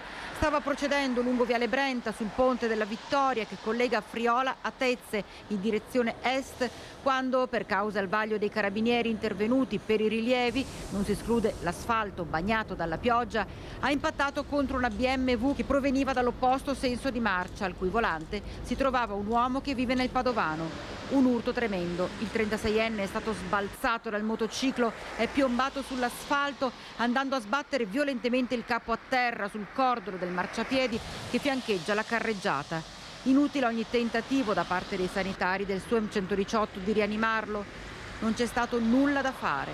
Il viadotto è stato chiuso al traffico per diverse ore per permettere le operazioni di sgombero e messa in sicurezza. E adesso andiamo a Ormelle. La velocità era altissima perché si vede da quando loro sono andati dentro il fosso, avranno fatto non so, 70 metri con mezza macchina dentro il fosso finché hanno trovato la muretta del ponte e si sono schiantati. Pochi minuti alla mezzanotte l'Audi A3 con a bordo 4 giovani di origini indiane di rientro da Oderzo imbocca la provinciale verso Ormelle. L'auto sbanda, invade la corsia opposta, finisce con le ruote sull'erba del profondo fossato e infine si accartoccia contro la spalletta di cemento del ponte d'ingresso dell'azienda Polyplast. Morti sul colpo il conducente Gurteji Singh, 27 anni, di San Polo, dipendente dell'azienda di mobili Lanta di Oderzo, e un passeggero, il 35enne Gurdeep Singh, domiciliato a Cimadolmo, insieme agli altri 2 occupanti della macchina, un 23enne e un 26enne. Si capiva che era un Audi dai pezzi che si vedevano fuori, ma era distrutta davanti e vedevi i ragazzi, uno si lamentava, ma sembravano morti al vederli. La scena che si sono trovati davanti testimoni e soccorritori è stata terribile. Le salme delle 2 vittime sono state ricomposte e trasportate dalle onoranze funebri all'obitorio di Oderzo. I feriti, presi in carico dal SUEM 118, ricoverati a Treviso in terapia intensiva. Il più grave è il 26enne, attualmente in neurochirurgia, la cui vita è appesa a un filo. E si ripropone il tema dell'alta velocità lungo questa strada già teatro di diversi incidenti. Qui purtroppo l'acceleratore lo pigiano e tantissime volte arrivano sulla curva e non riescono a avere coscienza della curva, sia questa volta in entrata del rettilineo sia anche in uscita. Vigili del fuoco e carabinieri della tenenza di Oderzo hanno lavorato per ore sul luogo della tragedia che colpisce una comunità, quella indiana, molto numerosa nella zona, tra lavoratori di aziende del legno e vetrerie e quelli invece impiegati in agricoltura. Questa mattina, quando abbiamo avuto la notizia, è stato un profondo senso di rammarico appunto per questo ennesimo tributo di sangue dei giovani. Rinnoviamo il nostro cordoglio, raccomandando ancora ai giovani che ci ascoltano a andare piano. E adesso andiamo a Venezia, andiamo a Quarto Mortale, andiamo a sentire.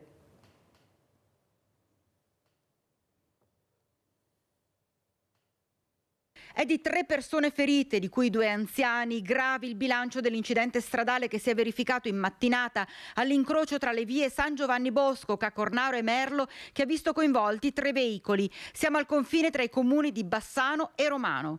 Per cause ancora al vaglio della polizia locale, pare che all'origine del sinistro ci sia una mancata precedenza da parte della conducente dell'appunto, un 83enne residente a pochi metri dal luogo del sinistro, in uscita da via Merlo. Assieme a lei viaggiava il marito, 85 anni. I due si sarebbero prima scontrati contro una Peugeot guidata da una 55enne bassanese che arrivava da sud lungo via Cornaro. In seguito all'urto il mezzo è stato spinto verso via Giovanni Bosco. In quel frangente stava sopraggiungendo da nord una Volvo condotta da un 52enne di Valbrenta che non è riuscito a evitare l'impatto con la Punto. I 2 ottantenni hanno avuto la peggio, portati al San Bastiano in ambulanza in condizioni serie. All'ospedale anche la conducente della Peugeot. Il traffico è stato fortemente rallentato fino a che le strade non sono state liberate e messe in sicurezza. Siamo in linea Mirella. Ciao Mirella. Mirella e buongiorno a tutti. Volevo dire, siccome che settimana scorsa il figlio della mia amica, quello di 20 anni che ti avevo detto che voleva 30 euro e le ha dato botte a sua mamma, quando è arrivato più tardi suo papà, ecco, e la mamma ha parlato con suo papà di questi 30 euro, suo papà li ha dati e lui non li ha voluti perché l'appuntamento era per le 4 e voleva andare via alle 4 e basta. Insomma, ha fatto un casino fin notte, mi ha detto mia amica, fin notte. Questo ragazzo di 20 anni senza comportamento e non sapevano come fare per calmarlo. È una cosa da matti.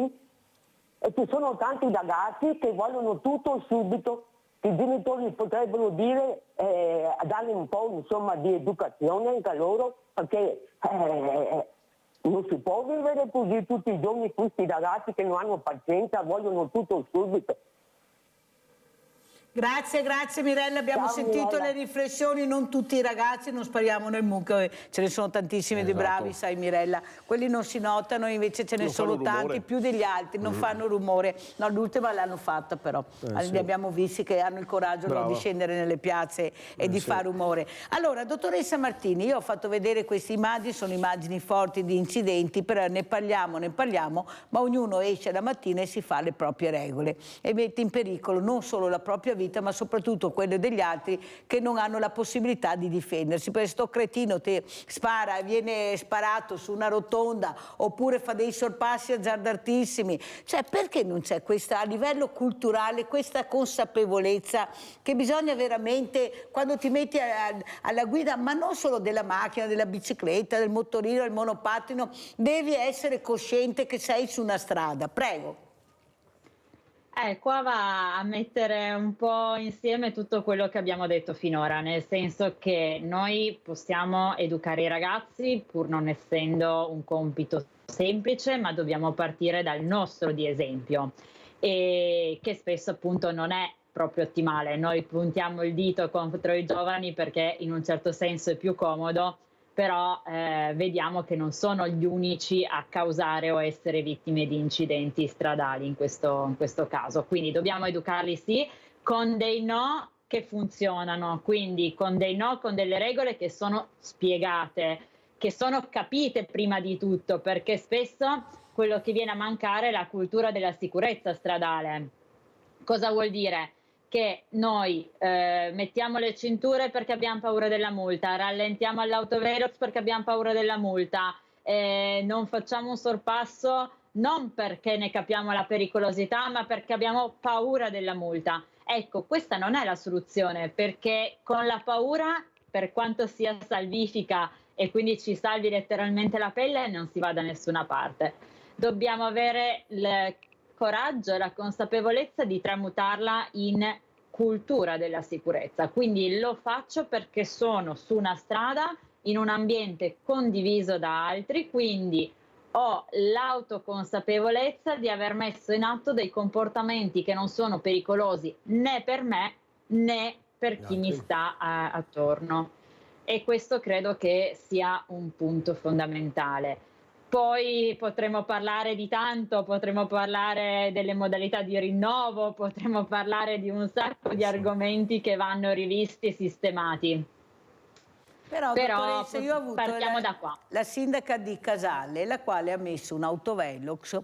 Lei ha spiegato che era un autovelox provvisorio in quel luogo per capire anche dove posizionarli, dove c'è più pericolosità, ed è successo il finimondo. Però lei ha anche spiegato che grazie a questo autovelox le sanzioni sono state veramente tante. Vuol dire che non si sono comportati bene. Allora, me la prendo con l'autovelox o me la prendo con me stessa perché non accetto di andare piano? Perché è questo che non riesco a capire. Ma se c'è l'autovelox che ti dice che devi andare a 50, a 30, a 70, perché lo devi superare? Ma dove cavolo devi andare dopo alla fine? Che poi ti trovo fermo magari al semaforo un po' più avanti, oppure perché trovi un mezzo pesante e sei... Ecco, perché non c'è questa consapevolezza di rispettare le regole del codice della strada? Prego, dottoressa. Questo possiamo chiamarlo locus of control, ovvero la facilità con cui ci diamo la giustificazione a quello che ci accade. Se è a nostro favore o se facciamo le cose fatte bene, è facile dirci bravi. Se invece sbagliamo, non vanno come dovrebbero andare le cose, è più facile dare la colpa agli altri, anche agli autovelox. Quindi ci troviamo un po' in un bias cognitivo, in una scorciatoia che il nostro cervello fa per essere più comodo, per essere più veloce, e che quindi si trova a dare la colpa agli altri senza pensare ai propri comportamenti. Gli autovelox poi sono tendenzialmente pensati per fare cassa, o meglio si crede che vengano inseriti solo per fare cassa, e quindi si va a perderne l'efficacia, proprio perché li vediamo come un intoppo e non come un'utilità. Aggiungiamo poi il fatto che c'è questo ottimismo irrealistico, per cui se le cose succedono agli altri, noi saremmo stati più bravi. Noi non l'avremmo fatto, noi non avremmo avuto l'incidente, noi saremmo riusciti a svoltare la curva, ad esempio quella del video, senza andare a finire nel fosso.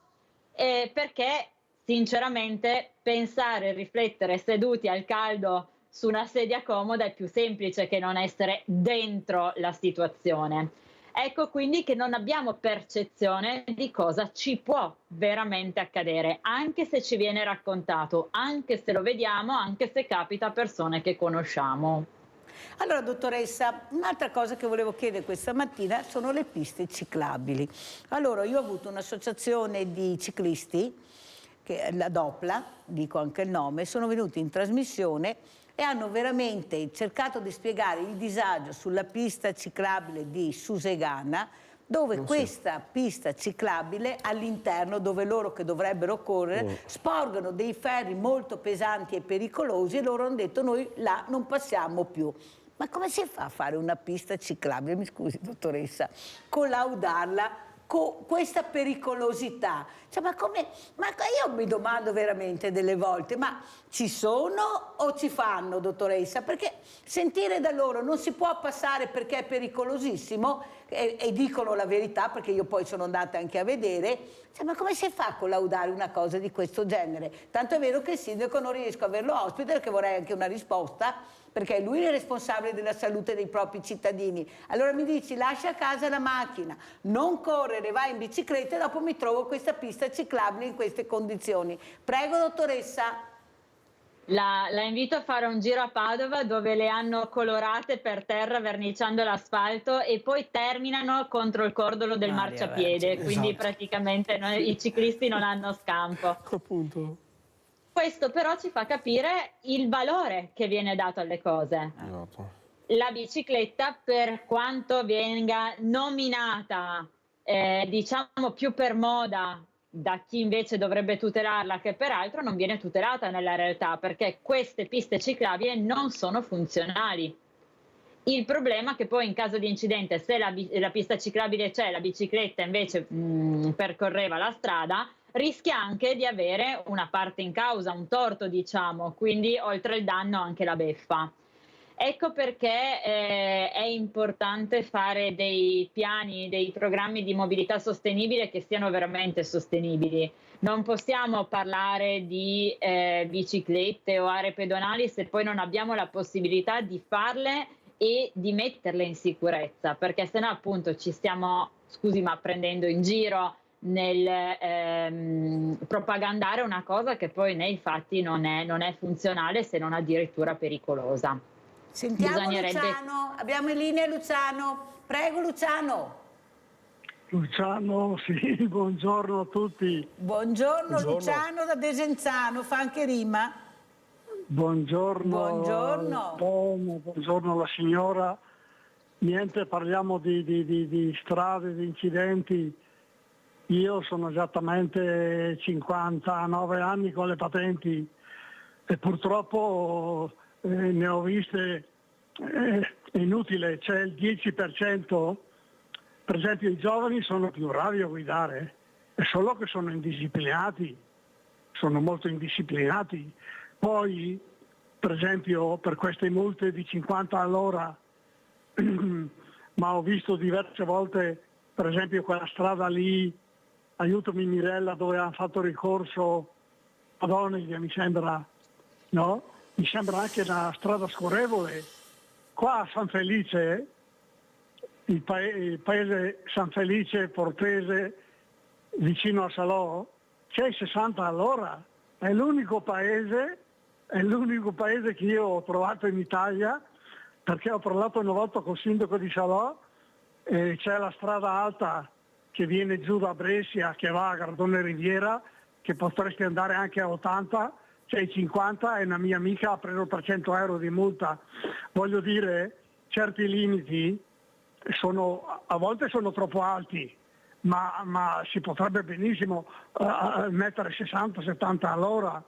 Poi, amici miei, Mirella te l'ho detto tante volte, io non mi investiranno mai in bicicletta o a piedi sulle strisce, perché io guardo se arrivano le macchine, se rallentano, se mi hanno visto. Niente, ci vorrebbero delle grandi multe a quelli che vanno ubriachi e con la droga. Questi bisognerebbe togliere le patenti per sempre, quelli che uccidono sulle strade.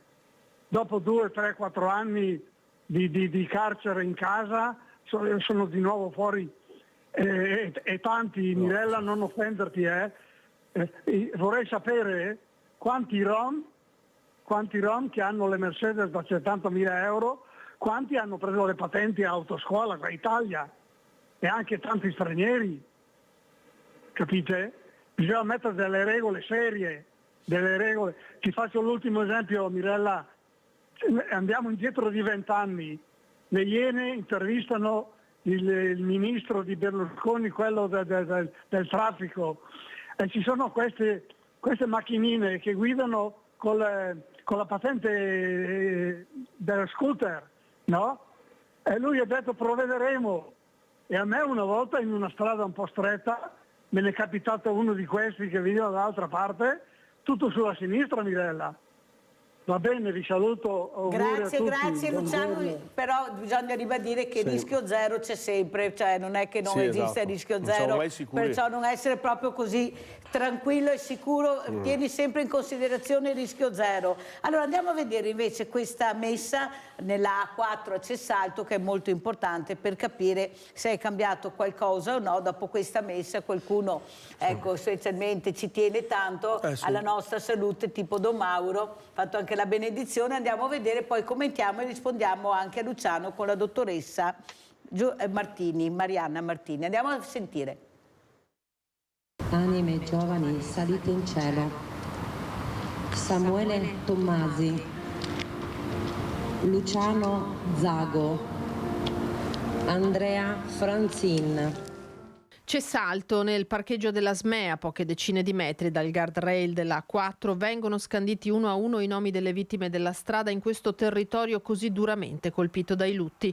Il parroco Don Mauro Gazzelli ha ancora una volta chiamato tutti a raccolta: istituzioni, forze dell'ordine, associazioni e soprattutto famiglie e genitori rimasti senza un figlio. Un'urna con i loro nomi aperta di anno in anno per contenerne purtroppo di nuovi, e un fardello, quello del tratto maledetto dell'autostrada, senza rimedio se non un corretto atteggiamento alla guida. Qui passa tutta Europa in questo tratto della 4, quindi ecco questa continuità, uscire dal casello anche per una preghiera, una supplica.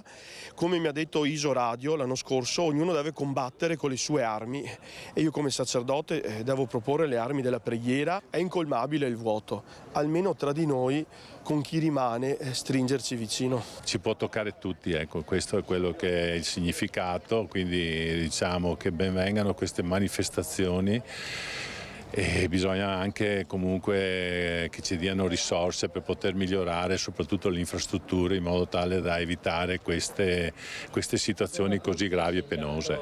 Anche giovedì c'è stato un incidente importante che ha bloccato completamente il paese, pertanto serve grandissima attenzione. Non so neanche se le infrastrutture, per quanto importanti e per quanto necessarie e stanno arrivando, siano da sole ottimali per risolvere definitivamente questo problema. Neppure la terza corsia, ripete a più riprese anche Don Mauro durante l'omelia, basterà per cancellare questa piaga. La preghiera alla Vergine portata in processione fino a ridosso dell'autostrada e poi i lumini da accendere in chiesa.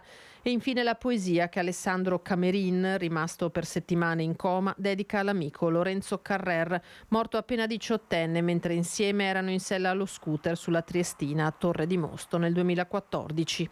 Lore, ora ti ricordo, non dimentico, non ti scordo, con rispetto per chi sta soffrendo. Te le cose le raccontavi sorridendo.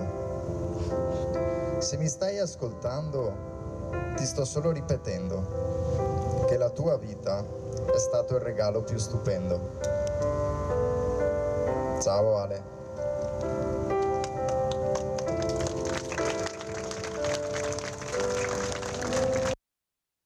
Abbiamo in linea Antonio da Gaiarine. Ciao Antonio.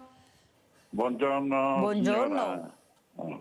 Io volevo dirgli che ho notato un fatto. Lo sa che adesso c'è il Zecchino d'Oro, no?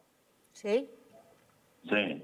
Allora mi sono meravigliato che guardavo questi bambini che cantavano e tutti questi bambini, non so se io ho sbagliato o non ho guardato bene, non c'era un ragazzino di colore.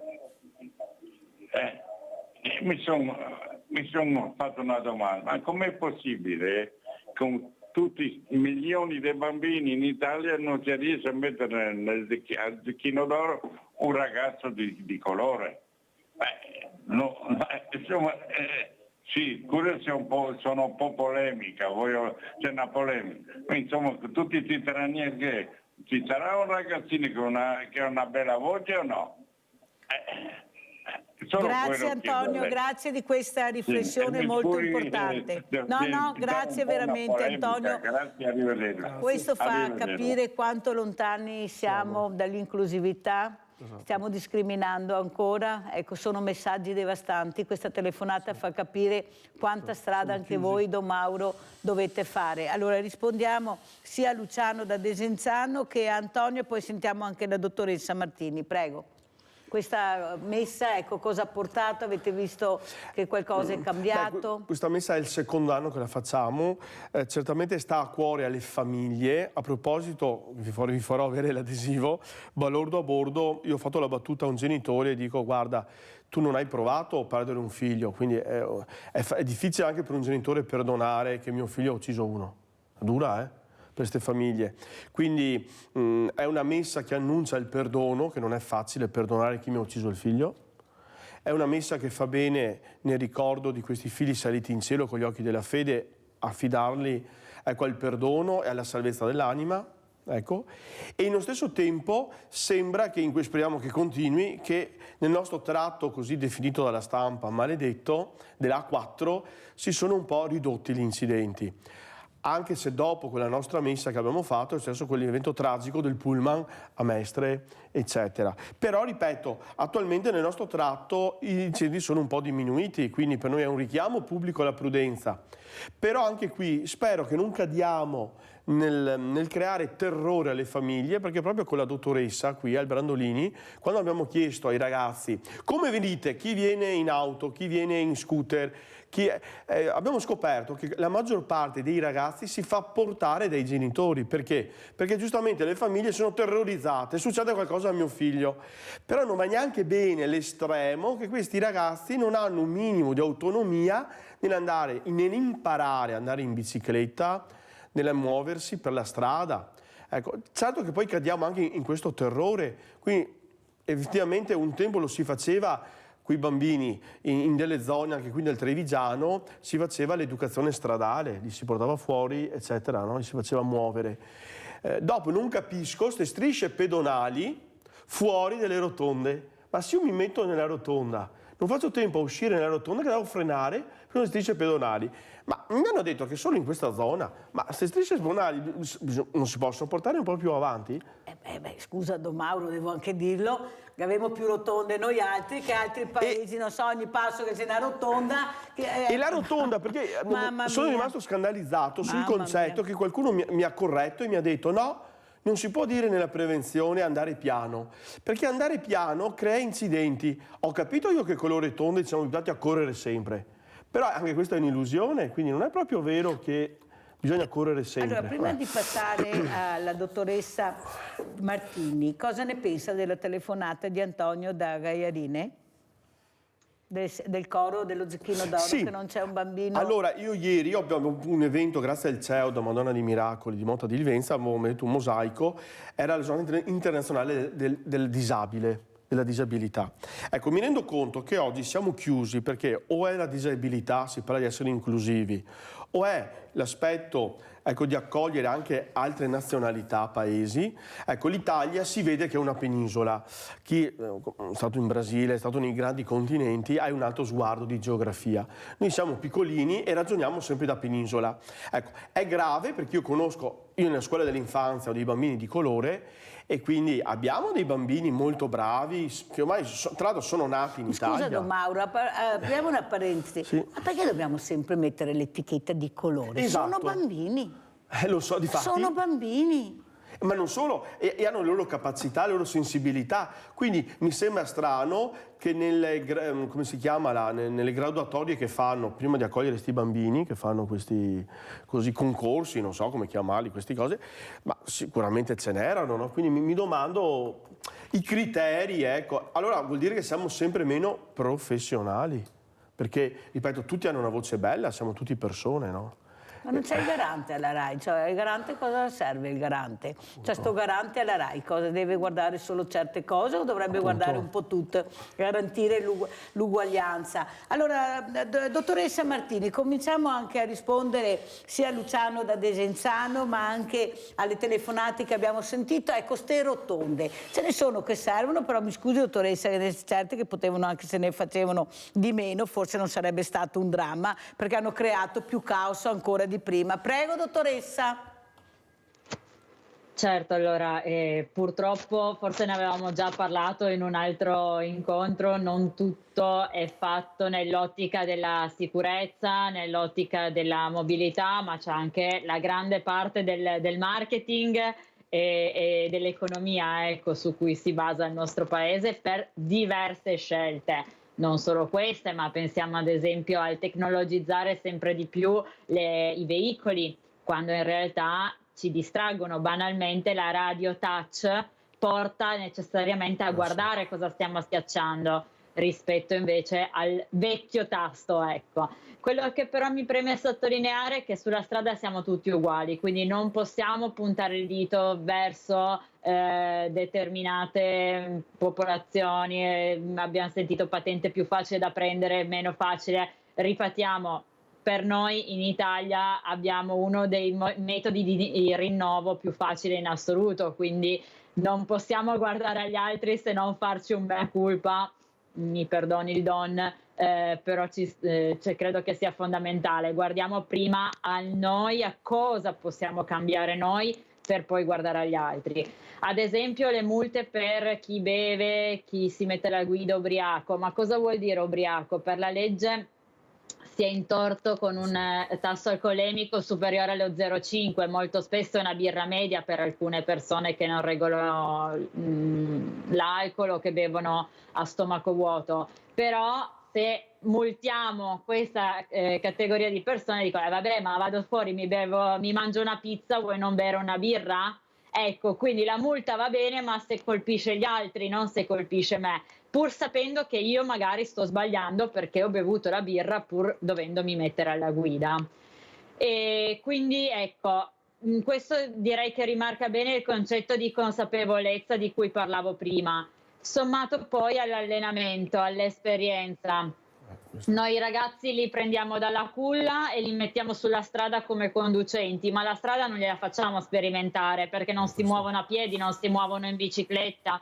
In motorino abbiamo visto a Oderzo, erano pochi i ragazzi, quindi non hanno percezione dei pericoli, non li conoscono, e se noi non conosciamo un pericolo non possiamo affrontarlo. Quindi la nostra consapevolezza deve passare anche di qua. Abbiamo Sebastiano da Abano. Vai Sebastiano. Buongiorno signora Mirella, a lei e ai suoi ospiti. Io volevo dire una cosa per quanto riguarda le multe. Cioè io sono parere, in alcune strade andare a 50 all'ora è anche pericoloso. Cioè ti addormenti, ci sono delle strade, non dico in città, ma delle strade che vai a 50 e tutti ti suonano. Ma neanche i 50 neanche li rispettano neanche la polizia locale, perché appena tu vai a 50 la polizia locale già ti supera e se ne va direttamente. Poi io volevo sapere un'altra cosa.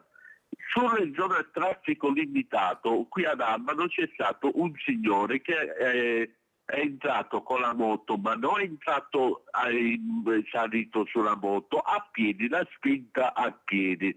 È entrato nella zona pedonale perché doveva andare a lavorare a piedi e camminandola a mano, portata a mano, e si è beccato sempre 80 euro di multa. Come mai uno gli fanno 80 euro di multa se quel signore camminava a piedi spingendo la moto? Volevo, se qualcuno mi diceva, mi sapeva dire se questa multa sarebbe regolare o no, perché purtroppo il signore ha fatto ricorso e l'ha preso. Volevo sapere come mai questo signore ha fatto questa multa. La ringrazio signora Mirella e mi scusi. Grazie Sebastiano. Allora sentiamo la dottoressa Martini come risponde alla telefonata di Sebastiano. Non mi occupo così strettamente di codice della strada. Sicuramente se c'è stato anche un ricorso perso ci saranno stati dei motivi per cui la multa andava confermata. Però ecco, anche qua, nel momento in cui arriva una multa che non comprendiamo, è quasi un paradosso come abbiamo paura di chiedere. Cioè ci arrabbiamo dopo, facciamo le nostre considerazioni dopo, ma non dobbiamo aver paura di chiedere il motivo di questa multa se non lo comprendiamo. Anche questa è conoscenza, anche questa è consapevolezza, e quindi ci aiuta poi a non ricadere banalmente in errore. Per cui ecco, direi che a prescindere dalle iniziative ufficiali possiamo veramente tutti formarci ed informarci, pensando che la pelle, la vita è la nostra, e per questa va tutelata, a prescindere dalle etichette, a prescindere dall'età, a prescindere poi dai comportamenti che vediamo mettere in atto dagli altri, perché nell'ottimismo irrealistico associato a questa deresponsabilizzazione che abbiamo, banalmente se noi passiamo col semaforo che ci sembrava essere rosso, la prima cosa che facciamo è guardare nello specchietto retrovisore e dire vabbè, è passato anche quello dietro, come per dire se l'abbiamo fatto in due è meno grave. Ecco, direi che questo circolo vizioso che coinvolge tutte le aree deve un po' andarsi a ridurre, perché si parla appunto di responsabilità personale, non è che se lo fanno gli altri è corretto.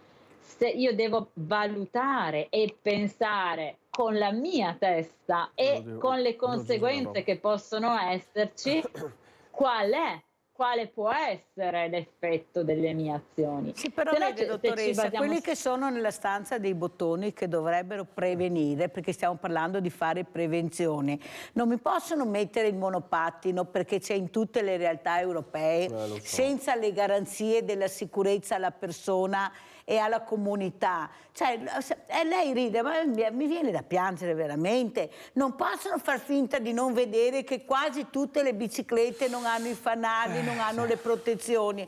Non possono sempre dare la colpa, ma non ho personale sufficiente. Adesso sento parlare del ponte di Messina, espertissimi, ma al di sopra di ogni sospetto, addetti ai lavori, dicono che è pericolosissimo farlo, specialmente con quel progetto là, perché il treno dovrebbe piegarsi e coi venti che ci sono è pericolosissimo, ma lo dicono gli esperti. Qualcuno ha detto, ma vogliamo forse capire perché in 50 anni non l'abbiamo fatto? Ci sarà un motivo se non l'abbiamo fatto, ponetevi il perché. È su una zona argillosa, ma vale di più la sicurezza della persona, dei cittadini, degli italiani, o vale di più il business? Perché a sto punto la sicurezza nostra non gliene frega niente, perché il monopattino è uguale del ponte, è la stessa cosa, in piccolo, ma nella bilancia è uguale, perché la mia sicurezza non ce l'ho, perché se mi cade il monopattino davanti in quelle situazioni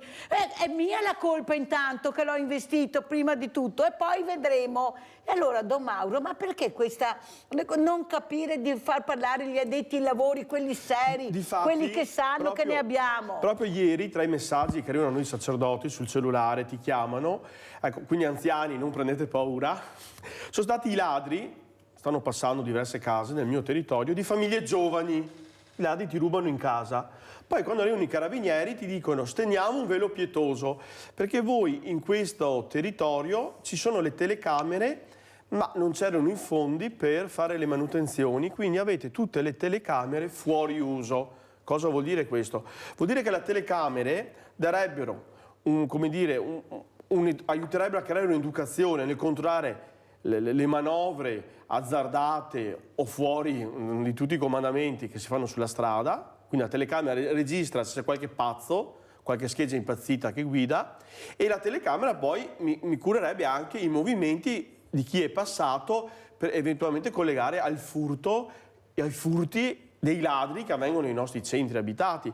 Quindi mi domando, nell'era delle tecnologie, dove andiamo a spendere su queste fibre ottiche, dove andiamo a un'eccellenza tecnologica, però noi siamo privi di servizio di telecamere per i furti e per verificare anche certe manovre che avvengono sulla strada. Abbiamo Paola da Padova, poi salutiamo la dottoressa Martini. Ciao Paola. Ciao Mirella, buongiorno ai tuoi ospiti.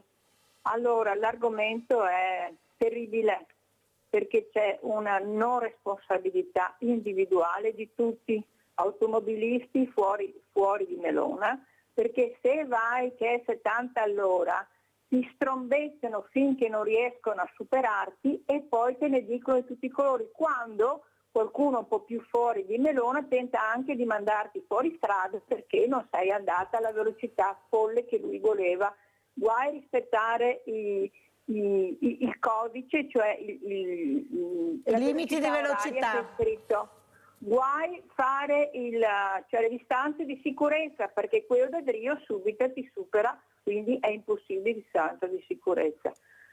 Intanto anche la concentrazione, perché effettivamente il traffico, come a Padova e in tantissime altre città, è diventato una cosa pazzesca, perché biciclette, monopattini, tutti fuori, tutti senza una regola. Di conseguenza dico sempre Ghesenca pochi morti per come è, anche questo fatto di concentrare dove c'era la casetta a fare condomini, di che ogni condominio ha altre 30 macchine in più, eccetera eccetera. Allora pedoni, anche loro sono strandisciplinati, attraversano con le cuffiette e con gli occhi sul telefonino. Non è detto che le strisce siano una fascia di sicurezza, a meno che ne fosse blindare, il che è impossibile. Quindi veramente non c'è nessuna responsabilità. Allora, più pattuglie, no più, non ve ne sia neanche una per la strada, perché vedo che quando c'è un solo vigile una volta all'anno, questa follia diminuisce, tutti restano un pochino La divisa più è la divisa. Paola, devo chiudere perché non ce la faccio. Grazie. Ho già forato anche stamattina. Grazie Paola della riflessione. Dottoressa Martini, allora come commenta sia le mie parole che le telefonate e che appello vorrebbe fare questa mattina? Io intanto vorrei farle una provocazione ricordandole che c'è chi ha messo le stelline sull'asfalto come segnaletica stradale pensando alla bellezza e non alla sicurezza, per cui partirei da questo per collegarmi alla telefonata al concetto di responsabilità. Finché guardiamo il nostro orticello e non guardiamo il complessivo, non abbiamo questa visione a 360 gradi, purtroppo non potremo cambiare le cose, perché abbiamo l'economia, certo, abbiamo la visibilità, ok, ma dobbiamo avere anche le persone, perché nel momento in cui non abbiamo un pubblico che banalmente ci applaude, ricollegandomi all'orgoglio di cui parlava Don Mauro prima, non possiamo raggiungere nessun obiettivo. Quindi ecco, più responsabilità per tutti e ricordiamoci che guidare è un compito complesso, non è un tempo morto che dobbiamo occupare con qualcos'altro, come una telefonata, come un recuperare le mail o come leggere il giornale, che purtroppo accade. Guidare è un atto a sé, come quando mangiamo ci dobbiamo concentrare su quello che mangiamo, quando guidiamo ci dobbiamo ancor più concentrare sulla strada. Grazie Mirella, grazie a tutti per l'ospitalità. Grazie, grazie alla dottoressa Marianna Martini, psicologa del traffico, di essere stata con noi. Teniamo ancora qua Don Mauro Gazzelli per i saluti e pubblicità. In questo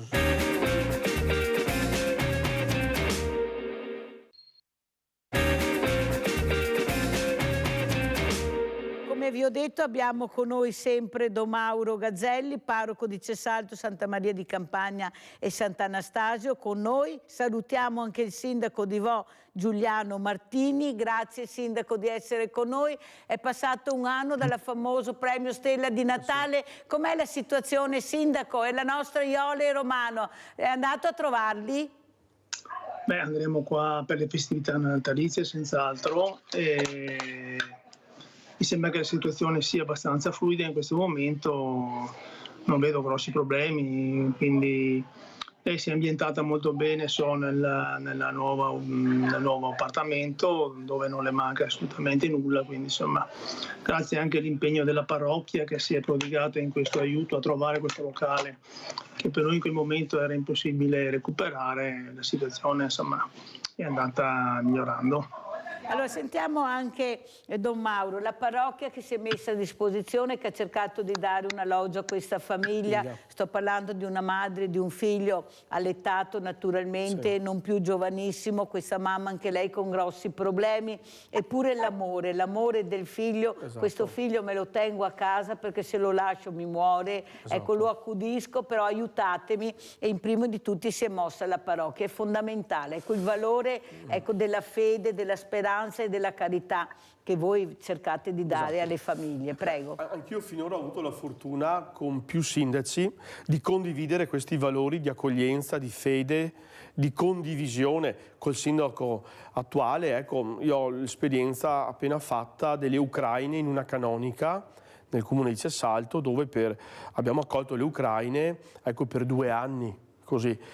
A Cessalto in questo momento è in atto, poi come tutti il Covid, il terzo settore è un po' saltato, abbiamo ripreso la raccolta di fondi, abbiamo fatto solo il primo stralcio, vorremmo creare 7 alloggi per anziani che vivono situazioni di disagio o situazioni di emergenza di questo tipo, dove c'è un bambino che nella disabilità non ha...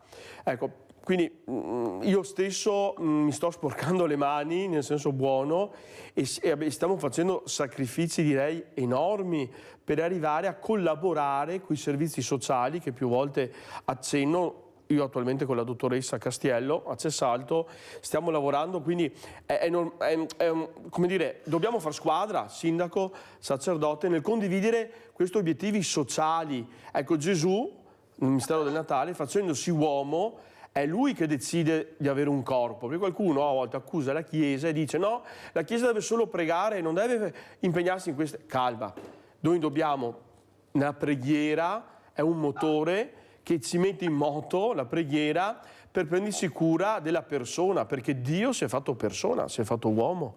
Quindi, ripeto, ancora di più aiutare queste famiglie, non lasciarle sole, dove si presentano drammi così veloci o di malattie rare o di altre patologie, e dare un sostegno. Io in questo momento, Mirella, se c'è qualcuno che, come dicevano i santi, Don Bosco, non sa cosa fare, ecco, se dà a me qualcosa, io gli dedico anche il nome e creo finalmente sti 8 alloggi per anziani non autosufficienti, perché questo progetto è condiviso anche con i servizi sociali nel nostro territorio, nel comune. Quindi ecco cosa vuol dire fare meno eventi ma più progetti. Ecco che, come il sindaco qui, gli è toccato dalla sera alla mattina impiantare su un progetto di accoglienza, non è facile. Guai se anche le parrocchie, tutti non ci mettiamo assieme, sennò da soli non ce la facciamo né noi, né a livello ecclesiale, né a livello civile. Allora, sindaco Martini, lei è sindaco, leggo terzo mandato Lega, ma soprattutto quello che dice Don Mauro, le risposte ai cittadini, le risposte al territorio, le esigenze del territorio. In questo momento sentir parlare di queste grandi opere, ecco, non nomino più perché sennò non ne vado fuori, già con la pista da Bobo ho sofferto le pene dell'inferno, esatto. Non vorrei iniziare a soffrire un'altra pena.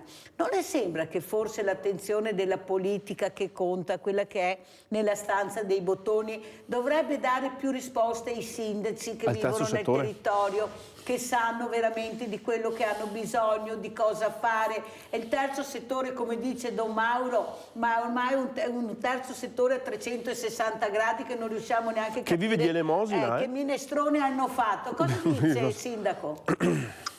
Ma indubbiamente stiamo passando un periodo difficile. Chiaramente i casi sono aumentati in modo sensibile, non solo tra gli anziani ma anche tra i giovani. Noi abbiamo dei giovani con problematiche abbastanza importanti, per cui i nostri sforzi stanno aumentando. Da nessun caso negli anni scorsi, prima del Covid, un caso, attualmente stiamo gestendo diversi casi importanti che vanno seguiti, che quindi hanno bisogno di un impegno da parte del nostro assessore, dell'assistente sociale, abbastanza importanti, e delle strutture sociosanitarie dell'ULSS.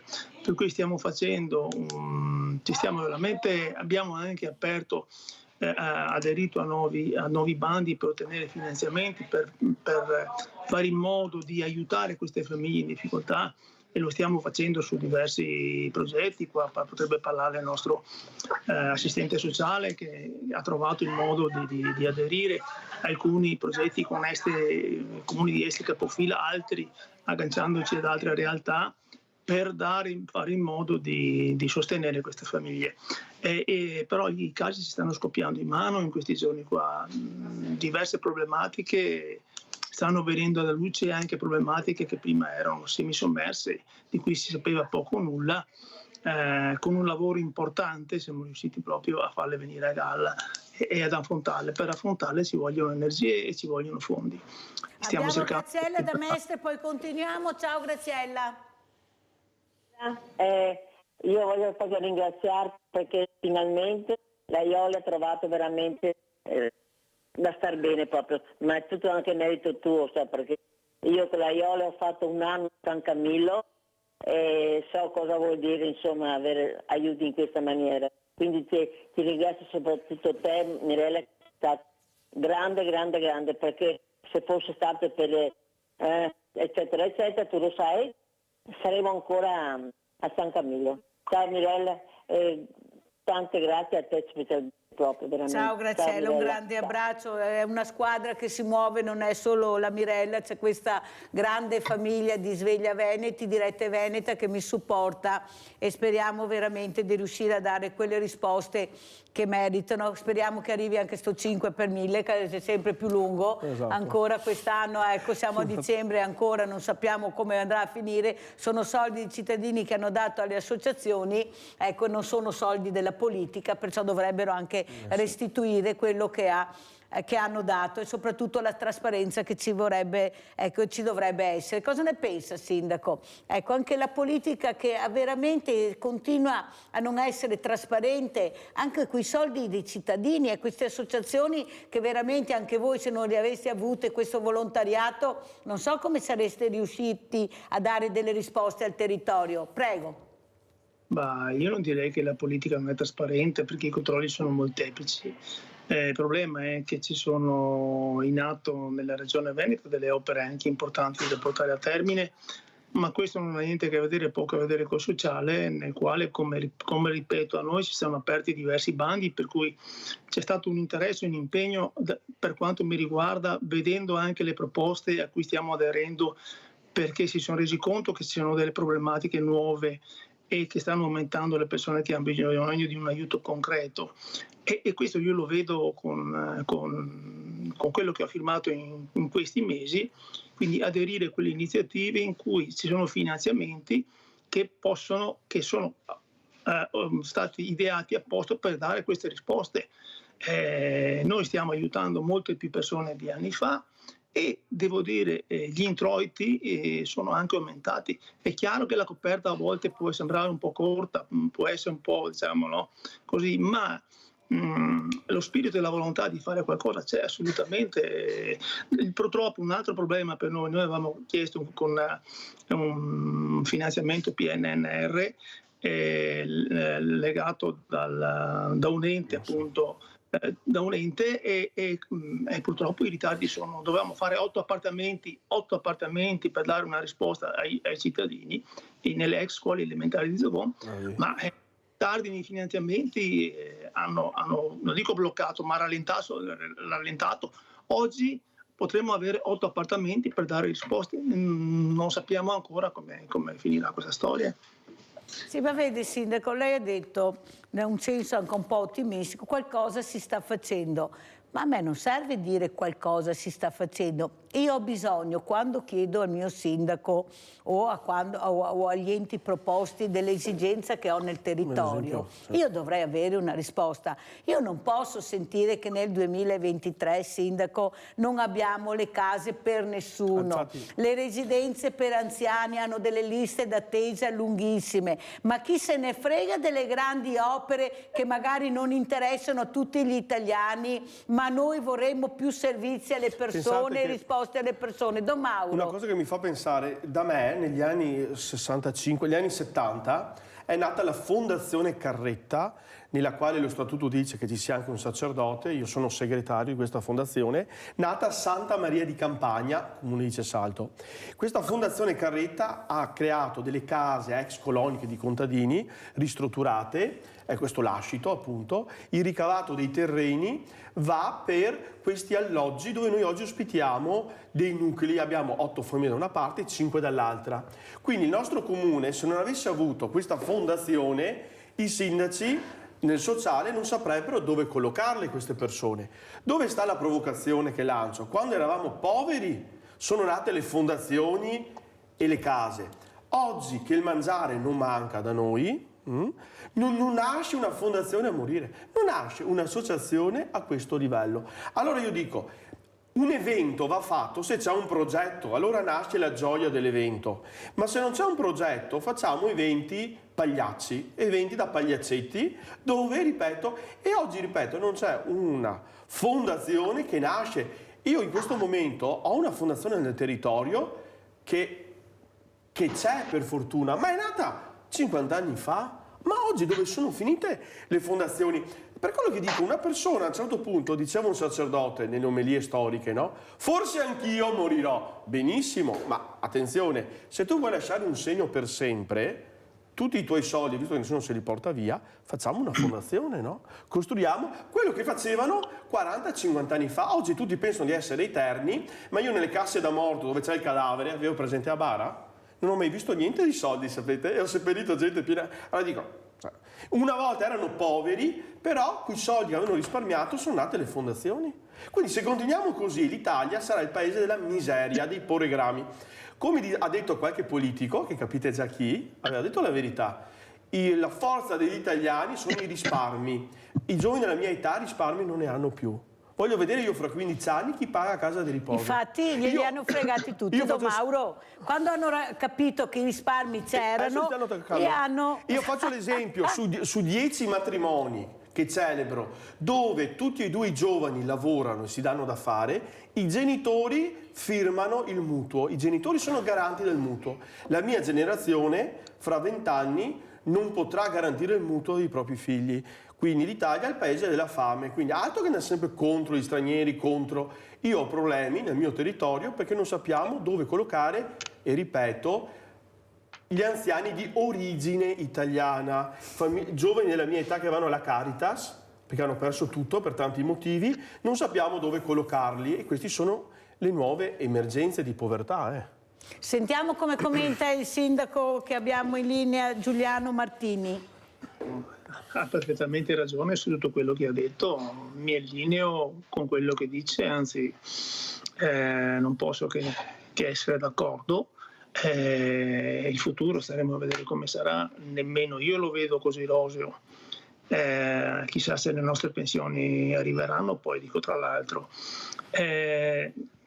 Sì, la situazione è questa, non ci sono persone giovani che riescono a trovare lavori in cui c'è anche un margine che ci possa dare la possibilità di vivere serenamente. Vedo una grandissima speculazione in questi ultimi anni, neanche subito con il Covid, abbiamo visto sul mercato nazionale e internazionale una speculazione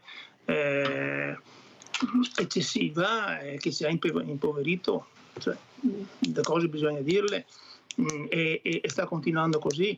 Ripeto, dopo 6 anni che ho presentato questo progetto, 5 anni che ho presentato un progetto per fare questi 8 appartamenti, Ater non è riuscita a risolvere dei problemi perché i finanziamenti sono stati rallentati, eccetera, eccetera. Col 110 è stato un disastro. Un esempio per tutti, cioè, questo è il fatto. Ed è vero, il sociale sta risentendo anche di questa crisi che c'è già in questo momento, e alcuni dei casi che abbiamo li abbiamo anche in seguito al fatto che le persone non riescono ad arrivare a fine mese. Quindi abbiamo, lavoriamo su vari fronti, come dico, però la coperta a volte è troppo corta, perché accontentare tutti non è sempre possibile, si fa quello che si può. Il problema è, Sindaco, che non siamo tutti e non sono tutti, c'è qualcuno che assieme al mondo del volontariato si sta veramente cercare di respirare, di sopravvivere, non di vivere, perché vivere è un'altra cosa, sopravvivere invece grazie al mondo del volontariato che sta mettendo le pezze dove la politica non le ha messe fino adesso, ma non perché non le conosceva o non sapeva, è perché ha preso altri percorsi, dei percorsi che a noi non interessano. Noi vorremmo dei percorsi di aiuto alle persone. Ecco, Don Mauro, cosa le dicono le persone proprio invece della politica? Ecco, perché anche nella confessione io penso che ci sia questo malessere, questo allontanamento. Abbiamo veramente una lontananza dalla politica, basta vedere quante persone non vanno a votare, che dovrebbe far riflettere il politico. Io so che di fronte a tutto quello che sta dicendo il sindaco, che ho detto io, tutti hanno paura della parola assistenzialismo. Nel mio piccolo mi rendo conto che la persona che vive di assistenzialismo a volte fa tanto rumore, chiede, eccetera. Nel mio piccolo, le persone che vengono a me a confessarsi, che vengono a me in cerca del sacerdote, eccetera, sono quelle persone che stringono i denti per pagare la scuola dell'infanzia del bambino. Anche qua in Italia, nelle grosse città, costa 800 euro un nido, da noi costa sui 600 euro, così. Non abbiamo nessun tipo di sostegno per queste scuole, poi le mie le chiamiamo paritarie e non lo sono perché noi dobbiamo arrangiarci, i contributi calano sempre di più. Quindi le persone che vengono da noi sono talmente umili che stringono i denti e noi arriviamo sempre a saperlo troppo tardi dei sacrifici che ci stanno dietro per sostenere le spese della scuola, per sostenere le... E quindi queste povere persone veramente sono lasciate sole e hanno bisogno a volte di un po' di vicinanza e di togliergli la vergogna di chiedere. Quindi noi rischiamo a volte di sprecare anche i soldi pubblici perché aiutiamo i pigri. Bisogna dobbiamo aiutare le persone di buona volontà e quelle di buona volontà le lasciamo sole, per cui io ho tante persone di buona volontà che poi a volte anche danno dei soldi, dei fondi, per carità, c'è tante persone generose, però siamo sempre, come dice un detto, vi lancio una provocazione, con le chiacchiere dei ricchi e il lavoro dei poveri abbiamo costruito il mondo. Bellissima. Allora questo mondo andiamo anche a vedere, perché questo mondo che è messo in discussione, questa terra meravigliosa, questa difesa del creato, andiamo a vedere questo video che aveva portato Don Paolo Magoga, proprio difesa del creato. Andiamo a sentire. Don Alessio o Paolo? Del creato e cambiamenti climatici. All'inaugurazione del percorso naturalistico del centro Chiavacci di Crespano di Pieve del Grappa, anche il pensiero del vescovo di Treviso. Una cosa è concreta quando cresce insieme, cum cresco, e cresce insieme perché noi siamo parte del creato, non siamo qualcosa di diverso dal creato. L'unico padrone, se c'è un padrone, è Dio, ma lui è misericordia e volontà di bene per tutti.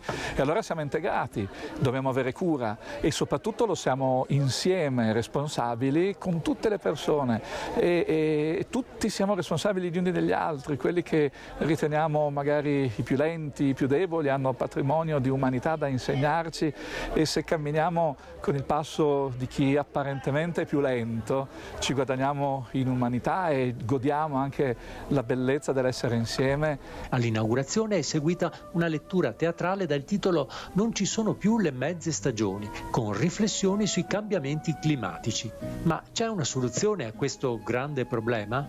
La soluzione è quella di cercare di decarbonizzare entro il 2050. È una parola difficile, cercheremo di spiegare in questa, ma sostanzialmente è quella di ridurre attualmente il problema delle emissioni di CO2 in tutti i comparti in cui si ha appunto la produzione di CO2, dall'industriale al settore dei trasporti, ma anche nel riscaldamento domestico.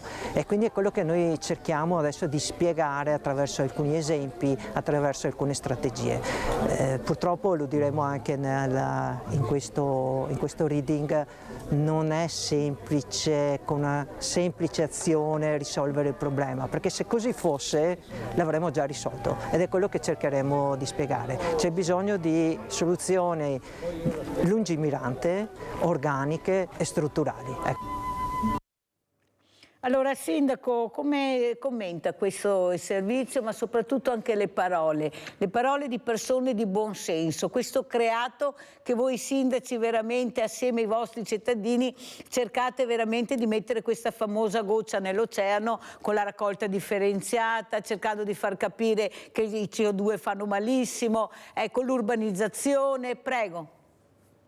Allora il Comune di Vo è stato più volte premiato come comune riciclone proprio per la capacità di aver insegnato anche attraverso l'insegnamento delle scuole. I bambini vanno a casa e dicono alla mamma: no mamma, questo devi buttarlo là anziché là. Quindi l'educazione a Vo è stata fatta sotto questo profilo. Stiamo adesso sostituendo, abbiamo fatto dei lavori per il risparmio energetico, quindi impianti di illuminazione a basso impatto energetico, e altri progetti verranno avanti insomma in un futuro. Stiamo risistemando adesso la nostra scuola, l'adeguamento antisismico, nella quale abbiamo introdotto anche ulteriori sistemi di risparmio energetico. Per il resto poi sappiamo bene che quello che è importante è che i riscaldamenti con i vecchi sistemi vengono adeguati. Qui forse ci vorrebbe un impegno un po' più importante da parte della provincia, che se non sbaglio è l'ente responsabile, per fare delle verifiche nelle caldaie che siano tutte a norma. Un piccolo passo che potrebbe, diciamo, farci fare diminuire le emissioni. Senta Sindaco, lei è il terzo mandato, pensa di aver seminato bene, e se è al terzo mandato vuol dire che anche la gente l'ha votato, perché fortunatamente a livello amministrativo abbiamo ancora le preferenze, speriamo che ce le lasciano, perché sono molto in dubbio anche là, perché hanno tolto anche il potere a questi italiani di decidere da chi farsi governare, ma soprattutto che appello vorrebbe fare il Sindaco, ecco, a questa comunità che si stringe attorno al Sindaco, che lo elegge, che lo premia se semina bene, perché bisogna dire anche grazie a questi cittadini che credono in questa autorità molto importante. Prego. Beh, allora i cittadini di Vo mi hanno dimostrato il legame profondo proprio che ci unisce quando qualche anno fa li ho chiamati per andare a effettuare il tampone, se si ricorda, i 3 tamponi che abbiamo fatto e poi il prelievo del sangue a tutti i cittadini. Beh, devo dire che c'è stata una partecipazione praticamente totale dei cittadini, quindi i cittadini hanno capito il messaggio e sicuramente hanno creduto in quello che abbiamo fatto come amministrazione. Io però ho già fatto 15 anni, quindi l'anno prossimo a giugno non mi ricandiderò, anche se avrei la possibilità di farlo, perché ritengo che aria fresca, Sindaco, un po' di aria fresca, dice Sindaco, diamo spazio ai giovani. Speriamo che sia anche giovani.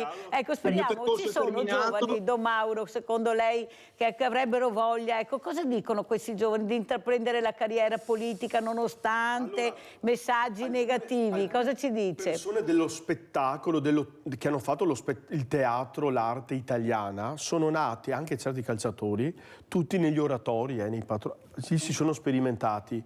Ecco, quindi io a volte suggerisco ai sindaci, ecco, coltivate, cioè nella vostra, nel mondo, con tutti i nostri limiti, però essere animatore, capo scout, animatore in parrocchia, eccetera, a volte sono giovani che possono essere più allenati all'impegno del sociale, perché nelle parrocchie, negli oratori si sono allenati a prendersi cura degli altri. Evitiamo di trovare dei giovani che sono preparatissimi a livello intellettuale, però non hanno avuto zero esperienza nel lavoro e nel sociale, perché se un giovane di 20 anni mi diventa assessore e non ha mai sperimentato la gioia di fare qualcosa per gli altri, non va certo in comune per lo stipendio che prende, che è una miseria, no? Gli assessori mi pare che prendono pochissimo. Quindi avere dei giovani capaci, adesso faccio una battuta al sindaco, non è il caso suo, non perché ha una famiglia numerosa che porta tanti voti, perché votano lui, perché alla fine...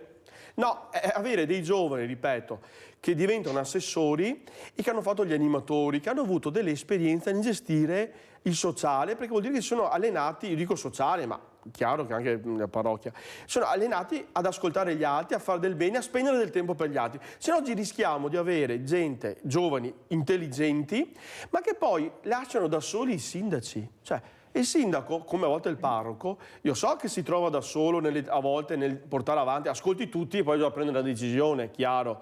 Però a volte certi giovani lasciano da soli il sindaco, come certi giovani lasciano da soli il parroco, e io spesso dico sempre bisogna allargare i confini, perché dobbiamo allenarci di più a questo impegno, perché voi la chiamate collettività, io li chiamo parrocchiani, sono le stesse persone.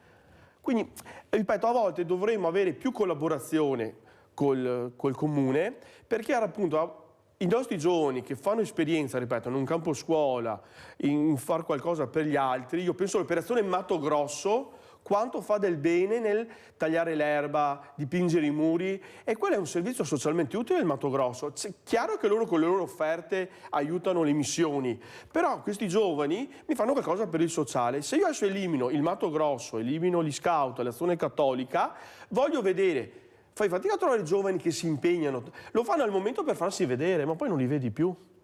Allora, io raccontavo proprio questa mattina che quando c'è stata la colletta alimentare, Sì. sono stata destinata a Roncade, dove ho trovato questo coordinatore assieme ai ragazzi, assieme a delle ragazze femminili, ragazze. E quando ho detto come mai siete riusciti a coinvolgere i giovani, e lui mi ha detto grazie al prete. Grazie al prete che sta facendo un lavoro di squadra, un lavoro nel territorio molto importante per far capire l'importanza dei valori dei giovani, anche sulla colletta alimentare. Come commenta, Sindaco?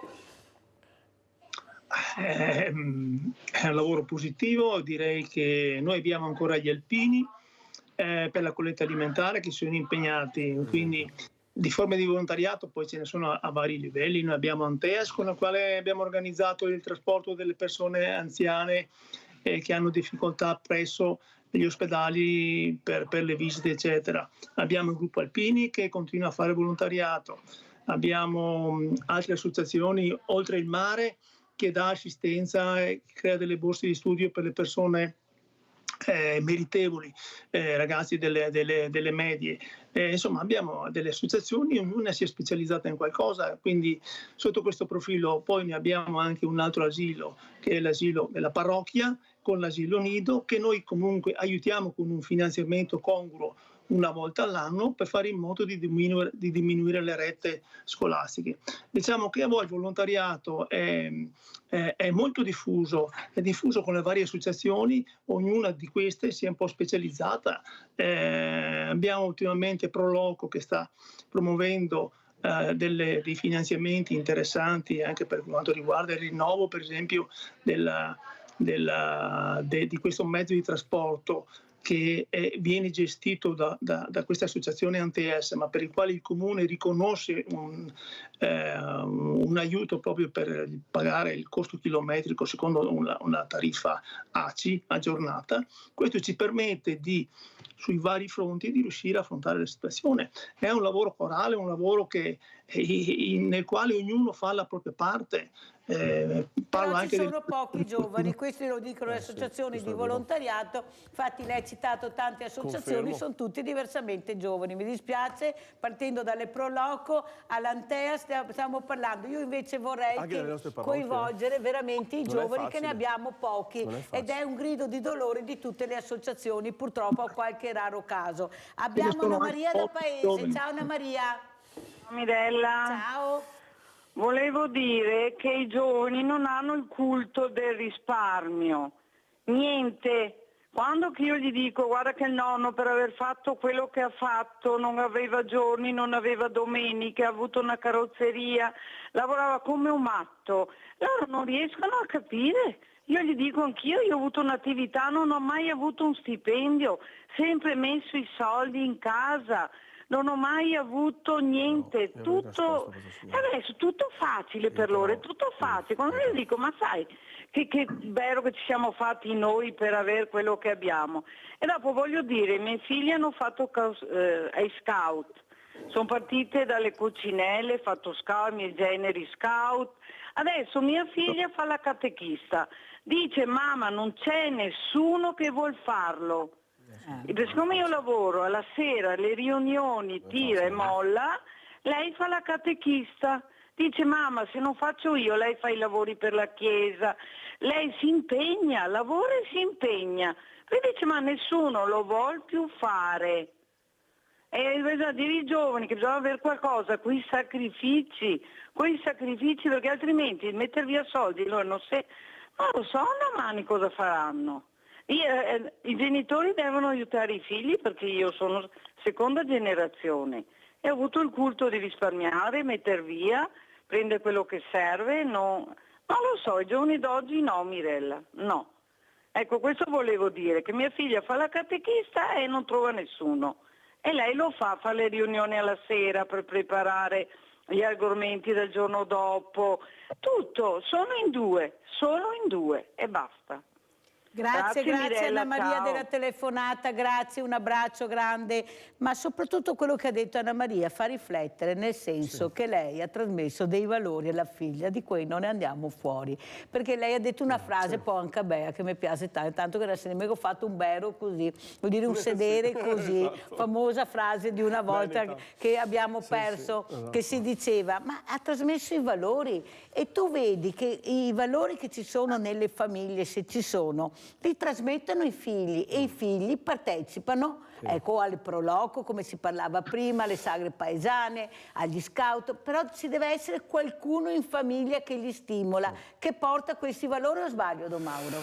Qua mi tocca collegarmi con quello che spesso Papa Francesco indica, il Dio denaro. Allora, è vero quello che dice questa signora? Anna Maria. Anna Maria, ringrazio, pienamente vero, noi facciamo anche in parrocchia a trovare giovani per... Però attenzione, dove non entra il Dio denaro, io ho giovani di 20 anni, 25, che si ammazzano di lavoro, si sono trovati loro la casa, loro addirittura aiutano i genitori.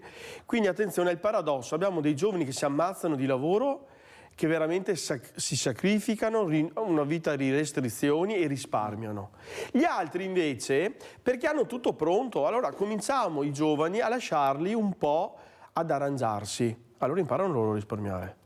Ma finché noi non creiamo le condizioni perché si arrangino, questi, scusa, fanno bene ad approfittarne, Hanno tutto pronto? Se no vuol dire che sono stupidi, no?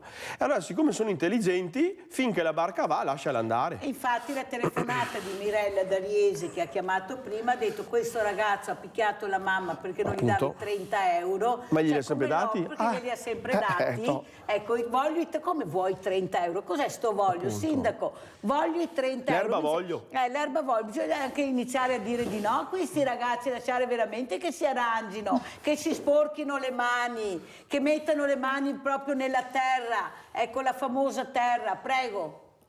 Chiaramente per l'educazione, questi genitori che a volte non hanno poi nemmeno il tempo per seguire i figli, accontentano i figli e quindi magari danno loro su richiesta quello che serve, no, i soldi vanno centellinati, ci devono essere delle regole fisse, cioè posso darti quello che posso in quanto lavoro e se hai bisogno di qualcosa di importante raccogli questi qua, risparmia, casomai ti do l'aiutino alla fine se proprio non ce la fai, se c'è qualcosa di importante, ma l'importante è che non sia purtroppo adesso una volta le 3-4 figli, adesso ovviamente figli unici.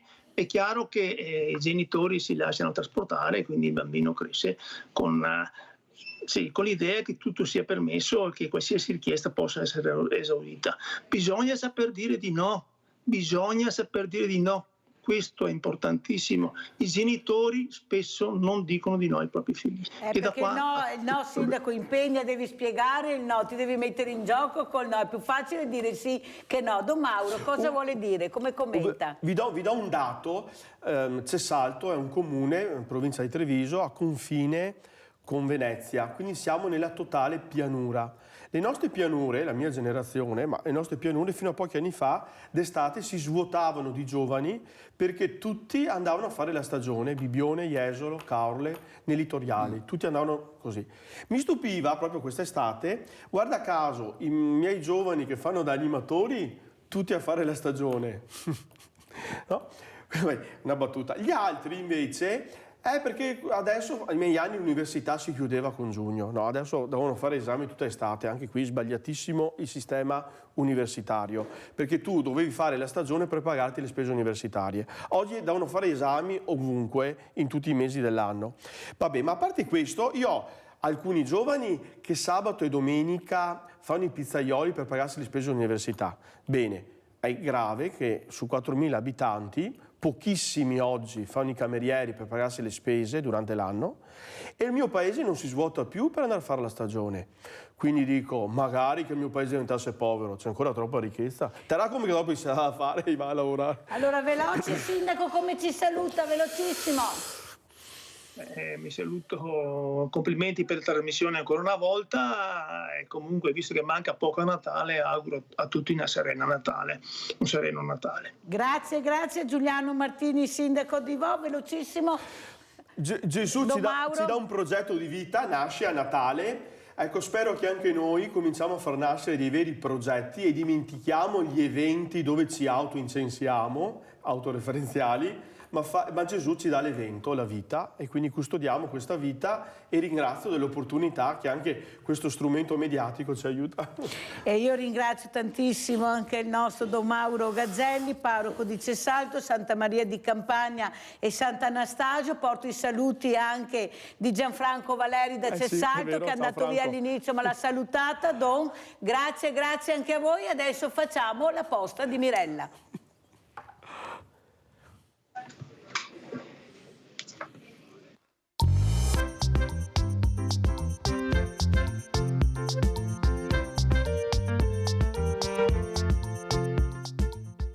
Ladies and gentlemen, I give you the stars of the show, Ross Cha-Cha-Cha!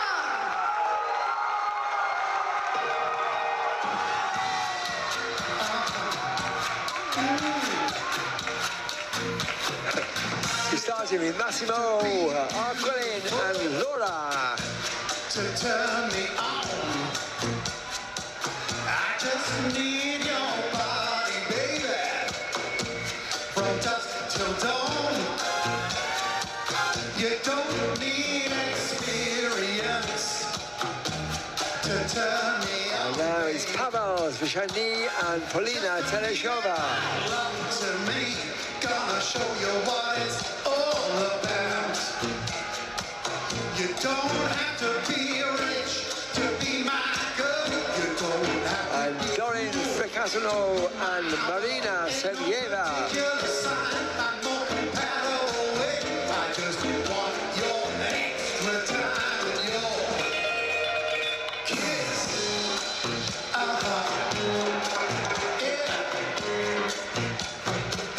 You gotta not talk dirty, baby, if you wanna impress me. You can't be too flirty, mama. I know how to undress me. I wanna be your fantasy, and baby, you can be mine. Just to leave it all up to.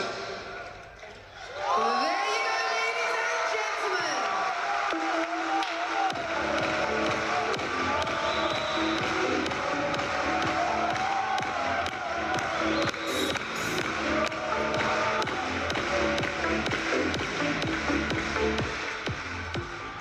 Ladies and gentlemen, please welcome back our ballroom stars of the show and their next dance competitors, the tango. Thank you, Joe.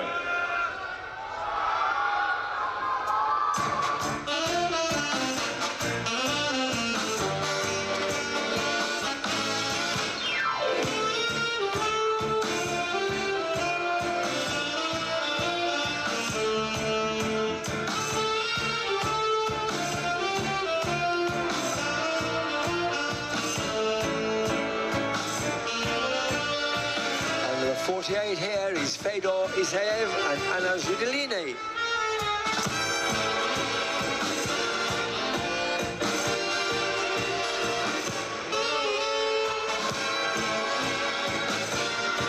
And here's Stas Pozelenko and Natalia Koliano.